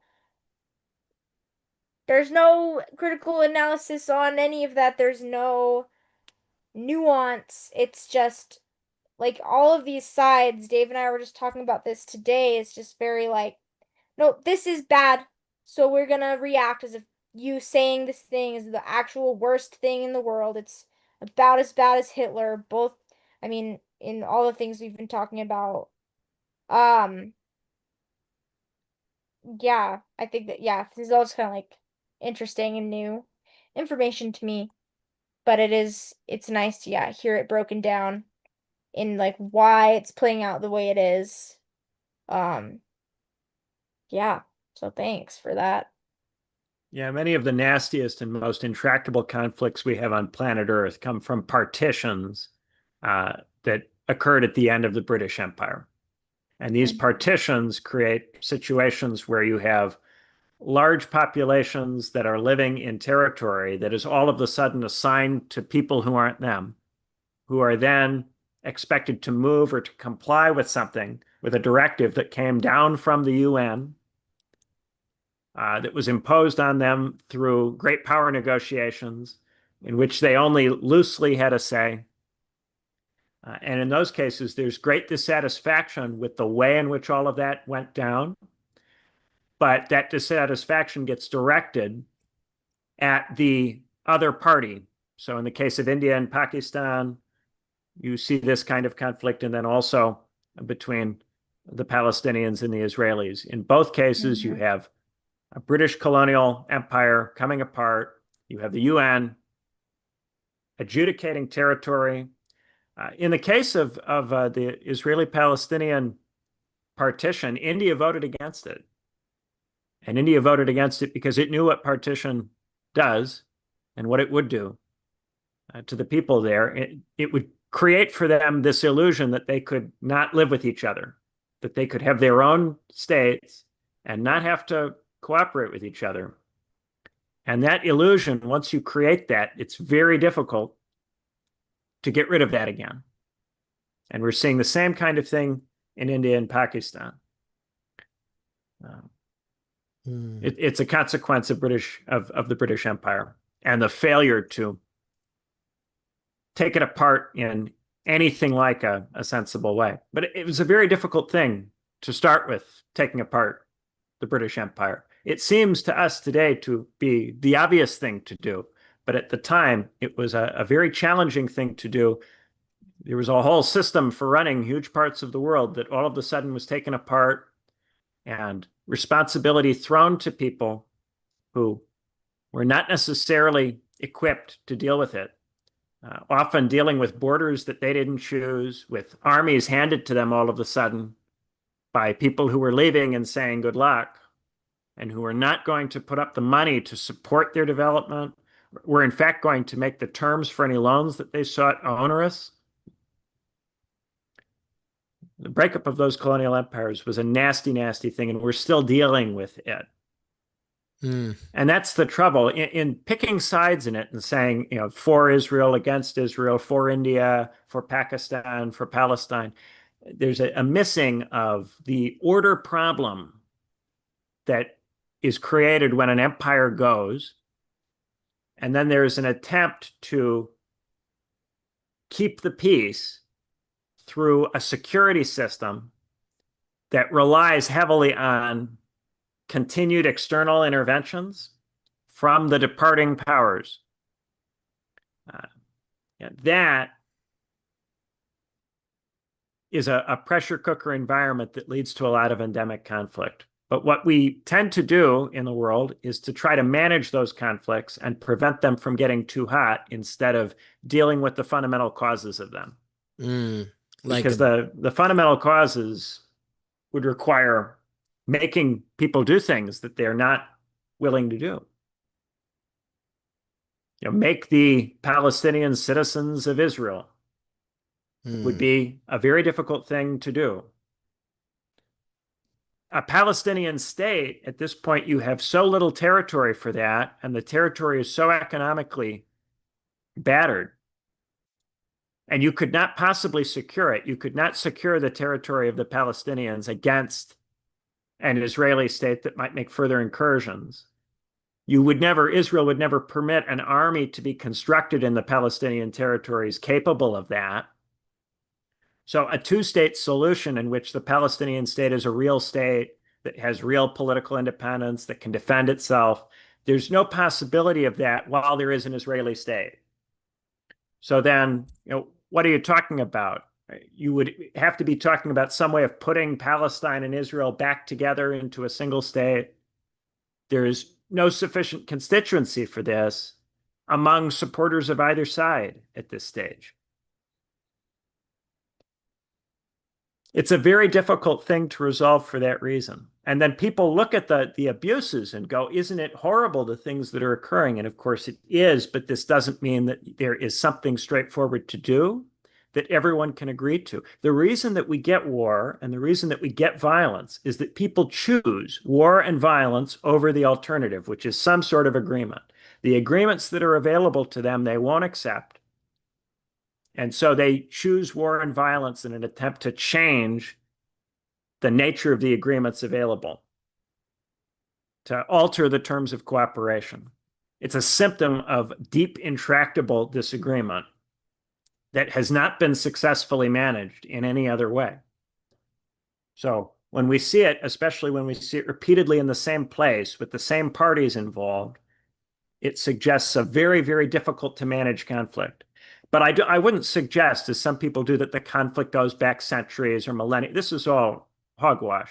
The conflict stems from the breakup of the British Empire. That's where it comes from. And the breakup of the Ottoman Empire, relatedly, which, of course, the British were only in the region in the first place because of the breakup of the Ottoman Empire. I don't know if you've heard my new take. You're saying it's from the breakup of the British Empire, but I'm saying it's very likely that it's because the Allies chose the side of the Jewish people that is Zionist, as opposed to the side that was more socialist or progressive in the 20th century, and killed most of the non-Zionist ones, and got the ones who were a little kind of either way, or a little mixed of both, to basically default towards being a lot more sympathetic towards nationalism, right? And I brought this up with Doug Lane last time I had him on, and I referred to the piece by Churchill that he wrote in the early part of the 20th century, I think like 1922 or something like that.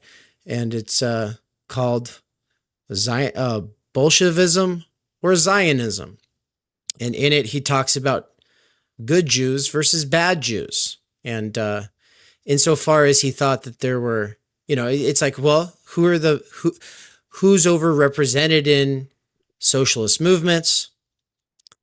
Of course, people will say, oh, Bolshevism and socialism and social democracy, even these are Jewish things. And it's like, well, they're not Jewish things. But there were a lot of Jewish intellectuals and from wealthy families, and that was good for the left in the early 20th century. And by the time you're coming to the close of the 20th century, the situation has changed, right? And not only has the situation changed because there was a Holocaust, but also the situation has changed because people like Churchill were like, okay, we're going to take the side of the Zionist ones. And well, this kind of thing yeah. also happened in the Islamic world, the choosing of Arab nationalists over Arab socialists. That also happened in many different Islamic contexts. And then also you have the desire on the part of the British and then later the Americans to prevent any single state from dominating the Middle East. And so the maintenance of these small states with small populations, small territories in between Egypt, Turkey, and Iran prevents any of those three states, because those are the three real big meaty states in the Middle East with large numbers of people that have real capacity to potentially dominate the region. It prevents any of those three states from really becoming a big deal. And this happened straightforwardly with the case of Egypt's attempt to construct the United Arab Republic in the 50s when it tried to federate with Syria, and then later on it tried again with Libya. The problem that Egypt ran into is that Israel sits in the territory that Egypt would have needed to control to effectively govern Syria. So even though there was some desire on the part of some portion of the Syrian population at one point in time to join with Egypt and create a large Arab state, it was not possible to sustain that over time or for there to be any building of ties, social ties between the Syrians and the Egyptians as a consequence of this separation territorially by Israel.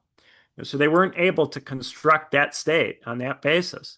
And then, when you do this, you also have these states in the British and French mandates. And if you look at the states that were in the British and French mandates, this is the set of states. It's the states that sit in between those three powers. And continuously, those states are used to check the development of any of those states. If any of those three states seems to be potentially threatening, there is an attempt to goose the states in the middle and use those states to potentially cause trouble. The Kurds are potentially a way of weakening and checking any attempt by the Turks to get rolling again. And then, in the Iran-Iraq War, Saddam Hussein was given enormous numbers of weapons so that he could invade and check the development of Iran. And then to prevent him from being too successful, the Iranians were also armed so as to prevent him from grabbing the Iranian oil fields and establishing full control over the Persian Gulf, which he tried to do first in the Iran-Iraq War and then with his invasion of Kuwait. He got out of hand from the point of view of his donors. But this has been I think the core thing. Of course, they don't want socialists and they don't want religious extremists, but they also want to prevent Egypt, Turkey, and Iran from becoming regional powers, from becoming the kinds of powers that could offer a counterweight to the European presence in the Mediterranean. And so not just Israel, but the maintenance of all of these different states, Saudi Arabia, Jordan, Iraq, Syria, all of these states, many of whom have names that don't correspond to anything apart from an old Roman province name or an old Ottoman province name. The function of these states is to prevent those three states from being really successful. And so a state like Egypt can understandably go, why should I aid and abet this? Why should I help with this? The reason Egypt ultimately made peace with Israel is that Egypt was continuously defeated over and over again. And it reached a stage where Egypt thought it could do better by cooperating than it could by trying to get rid of Israel. That Israel was a fact that Egypt had to accept. But then if you ask Egypt to go and expend enormous amounts of resources helping Israel to govern Gaza or to get a secure situation in Gaza or to expend enormous resources taking refugees, it's very understandable that Egypt would say that is a huge ask. And what are you offering in return? Historically, the function of Israel has been to prevent Egyptian growth and development. So, Egypt has accepted Israel as a fact, but why would Egypt go to all of that trouble when the amount that's being offered in terms of aid is so low? And Turkey similarly has said, why should Turkey prevent Middle Eastern refugees from going into the European Union when the economic offering from Europe is so limited and so weak, when what Europe is willing to pay them is so little compared with what they could potentially gain from something like European Union membership? Why should they provide this service so cheap? It's a very understandable question that these states ask. And it's still a huge continuing part of the story. And in the years to come, if there was ever some kind of real collapse of Israel, of Saudi Arabia, of the different states that exist in the middle, we would see immediately efforts by those three states to try to take charge of the destiny of the region, because those are the three states that really do have something to gain by assembling a larger block of territory, a larger economic base that would give them real negotiating leverage when they're dialoguing with the IMF, with the European Union, with the United States. Those states have a real stake in getting bigger, getting more people, but they haven't been able to do that for a long time. Because we keep these little states in between and armed, basically. Yeah. And we feed them. We feed the little states more, and we tell the little states, you better do something about this big guy, because this big guy's coming for you. And we scare them and we go, and oftentimes we don't even have to scare them. They scare themselves over it. Nobody's more scared of Iran than the Saudi royal family.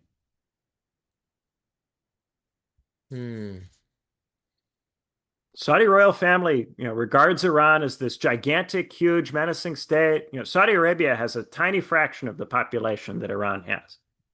Iran and Turkey and Egypt are urbanized countries with huge cities. And the countries in the middle have much smaller populations, much more territory is desert, they are not in the same class in terms of size scale.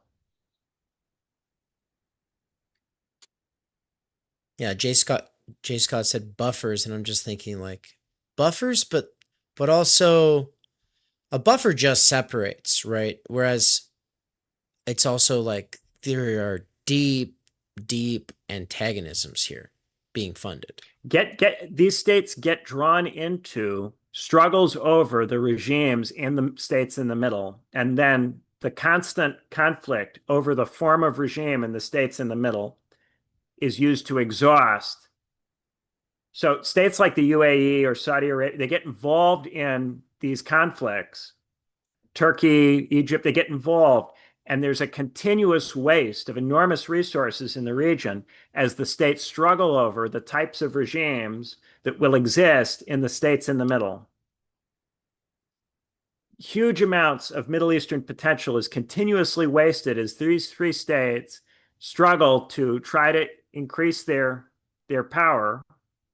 And this is why the United States says, why don't you guys just all buddy up with Israel and worry about the Iranians? And then you guys can all get rich, except for Iran. So the American proposal is to use Iran as a device for cobbling the rest of the states together around Israel. But if they're cobbled together around Israel, if they're all defending Israel, then none of them have an opportunity to get big. None of them have an opportunity to prevail in the competition if they're all devoted to maintaining the states in the middle. So if you could say the Iranians are taking over in Syria, they're taking over in Yemen, they're taking over in Lebanon, you have to commit resources to kick the Iranians out. Now Turkey and Egypt and Saudi Arabia and so on are drawn into expelling the Iranians from all of these states in the middle. And they're continuously wasting resources, helping the United States push the Iranians out or push the Iranian proxies out. But of course, if the United States really wanted the Iranian proxies out, it could get rid of them. Benjamin Spencer brought up Iraq and said it's also a big one. It's a big one. It's also a competitor for standard bearer of Islam. And that, but the other thing that he said, and this goes back to something he said earlier that I wanted to bring in before we close out, because we got to do that in a minute here. But he said, ultimately what you're saying though, is that there's a need for peace. And is America really opposed to that? And then the other thing here on the note about peace from earlier, he said, and this was what I had referred to earlier, saying I wanted to make sure we got to it. He had said what about the Trump administration's interest in leading a global recovery, which would require opportunities not just for the U.S. And then he's talking. Well, the question is always whose peace, right? So of course, if all of these states would be content to work with the United States on its pivot to Asia, if all of these states would go along with that, and they didn't need to be fighting each other to buy US weapons to facilitate that pivot, and if all of these states, none of them would aspire to control the oil in the region and try to use their leverage in the oil market to try to get better deals from the Western powers, if all of these states would not try to revise any of the international agreements, if none of them would attempt to use their size and capacity for leverage, then of course you could have a peace in which all of these states simply agree to trade with the United States on whatever terms the United States and its allies impose. And this would allow a certain amount of growth for all of them, a certain amount. And there's an argument that that's the best they can hope for. But the tendency is for these states to not accept that and to want to revise the political situation in the region so as to give themselves more negotiating leverage. That's been continuously something they've all sought to do. And understandably, because when you divide the territory of the Middle East up into these smaller states, it produces a lot of weak states that don't have enough leverage. In the case of Iraq, there's deep internal conflict between an Arab Sunni part of Iraq that is more like a country like Egypt, a Kurdish part of Iraq that would like to be its own thing, and then a Shiite part of Iraq that might be happy to be part of an enlarged Iranian state, potentially, depending on what's going on. So Iraq doesn't have the same level of internal unity as a state like Iran or Egypt or Turkey. Iraq is much more a creation of the post-colonial arrangement than Iran or Turkey or Egypt. A state like Egypt attempted to construct itself from out of the Ottoman rubble and had to be prevented from doing this by a British intervention. A state like Turkey ultimately threw out the British who were attempting to further dismember it and then reconstructed itself. And a state like Iran, of course, has had a revolution, ejected the Shah, and attempted to construct something else. So these are states that have shown some capacity to act in a unified way. The states in the middle do not have that kind of internal unity, have substantially smaller populations. Iraq is not in the same population class as those three states. Of course, if you give a lot of weapons to one of the smaller states, if you give a lot of Western aid to Iraq, or you give a lot of Western aid to Israel, then these states punch above their weight and, of course, are able to resist an invasion or to throw out any kind of aggression that might come from Egypt or Iran or Turkey. It's very possible for a Western state to aid one of these small states such that it can check one of those larger regional powers. Okay, I know it's time. We're at the time here. There's like 6 things that came up. But just one last thing. Oh yeah, no, do finish. But that's why Iraq had to try to seize the oil fields and to seize Kuwait. Saddam Hussein knew full well that Iraq was not territorially competitive with Iran. Okay.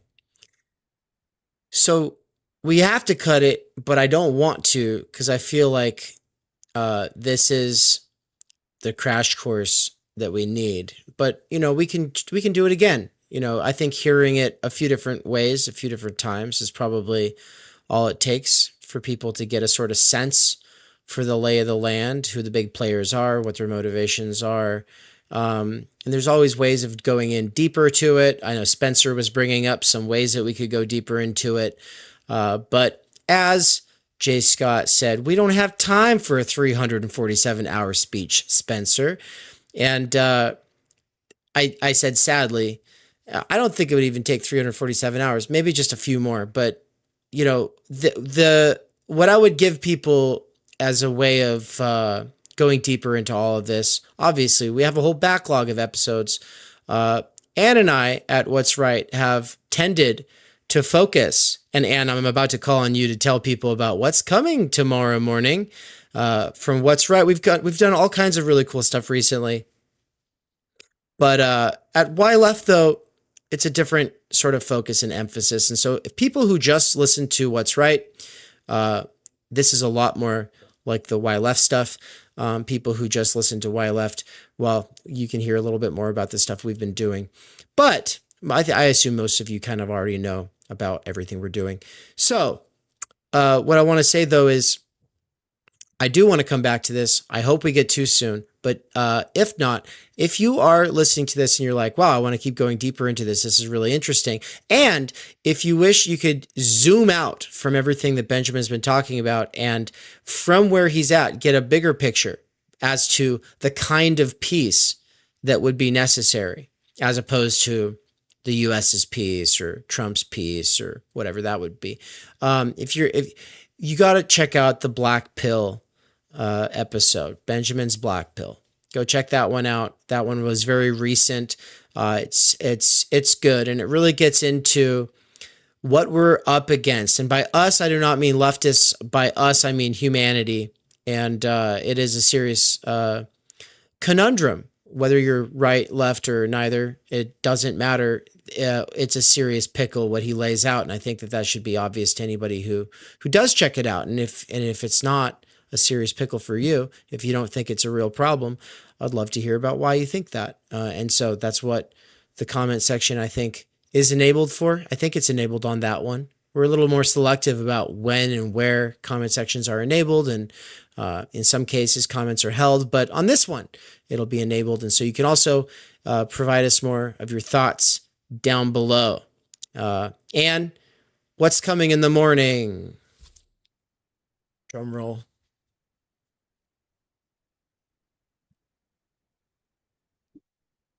Did we lose her? She might not have been ready to be put on the spot. Yeah, well, it's possible she's laying down because her back hurts. So she's been up since 4 a.m. I figured, it's a dangerous place you to know be. her better than anybody. So if you thought she was likely to wipe out, then she probably was. Yeah, or she's multitasking and just can't get to it at the moment. But either way, it's the Nick Land episode, everybody. Nick Land came back to Theory Underground for a conversation about the Musk and Trump breakup, which was devastating for him. And he's got thoughts about it. And there's more. There's lots more.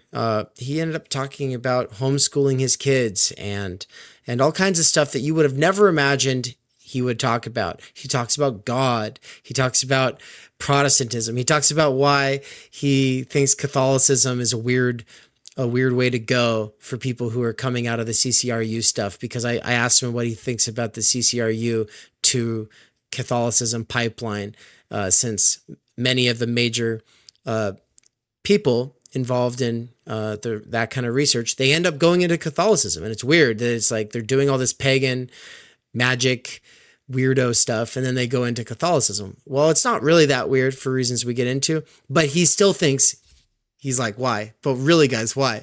And he's like, where's the Goldilocks moment? Why not Eastern Orthodoxy? If you're gonna go back, but more importantly, a big theme at Theory Underground has been nature, nurture, and natality, N3, and we N3 pill him in this episode. So it's pretty cool, and it'll be premiering tomorrow. So check it out. And Benjamin, I guess you get the last word here.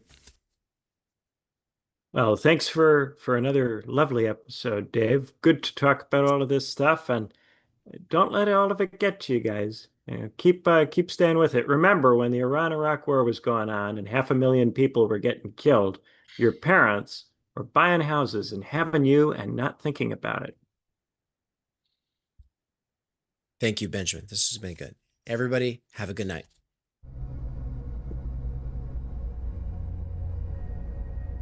Hate to interrupt, but we would be remiss to not share an advertisement from our sponsors. And we're not sponsored by any corporate or state entities other than ourselves. So I'll just tell you a little bit about some of the past courses and the ongoing courses here at TU. Because if any of them sound exciting to you, well, you can access all of them by becoming a subscriber. That's right, subscribers make all of this possible. Subscribers get access to the course I taught on Martin Heidegger's Being and Time, as well as the course that I taught the first half of last year, Emmanuel Levinas's Totality and Infinity, the second half for which I will be teaching this winter. I've also taught critical media theory and critical doxology and time energy with my wife, Ann Snellgrove McKerracher, who is the co-host on What's Right. Also, you would get access to the course I taught at the university, 3 semesters worth, on Intro to Critical Social Theory and Socioanalysis. But also, we've had lots of other great professors teach Introduction to Marxism by Chris Cutrone, Intro to Lacan via Seminar 11 with Todd McGowan, Introduction to Ivan Illich with Brian Weeks, The Clinical Structures of Psychoanalysis and Autism with Dr. Leon Brenner, the Michael Downs Seminar, Introduction to Slavoj Zizek, Introduction to Nick Land, and Zizek's For They Know Not What They Do, all taught by Michael Downs, as well as What is Sex? There was a collab that I did with Cadell Last, Theory 101, a collab I did with Hello Gorgias. And then also, of course, there's Carl Jaspers' is The Idea of the University, PMC Consciousness and Ideology. These were early, very important courses that I taught with friends at TU back in 2023. And they remain important to this day. Every one of these courses comes out of an overarching research project. There's a real driving force, mission, and agenda to the research going on at TU, because we want to understand the situation for the sake of large-scale structural change focused on the good life. What does that actually mean? If you really want to go deep, obviously, these courses are something you could spend the better part of a year binging while at work. Ongoing courses that come out on a monthly basis are the Fundamental Problems and Core Concepts at TU with yours truly, also my seminar, Philosophy of Nature with Nina Power, the Benjamin Studebaker seminar, as well as his course, The 12 Political Theorists. We've got some really exciting stuff coming down the line. The only way to make this all possible and really deepen your knowledge and familiarity with all of these different things is to become a subscriber today at http://theoryunderground.com/subscribe. Thank you.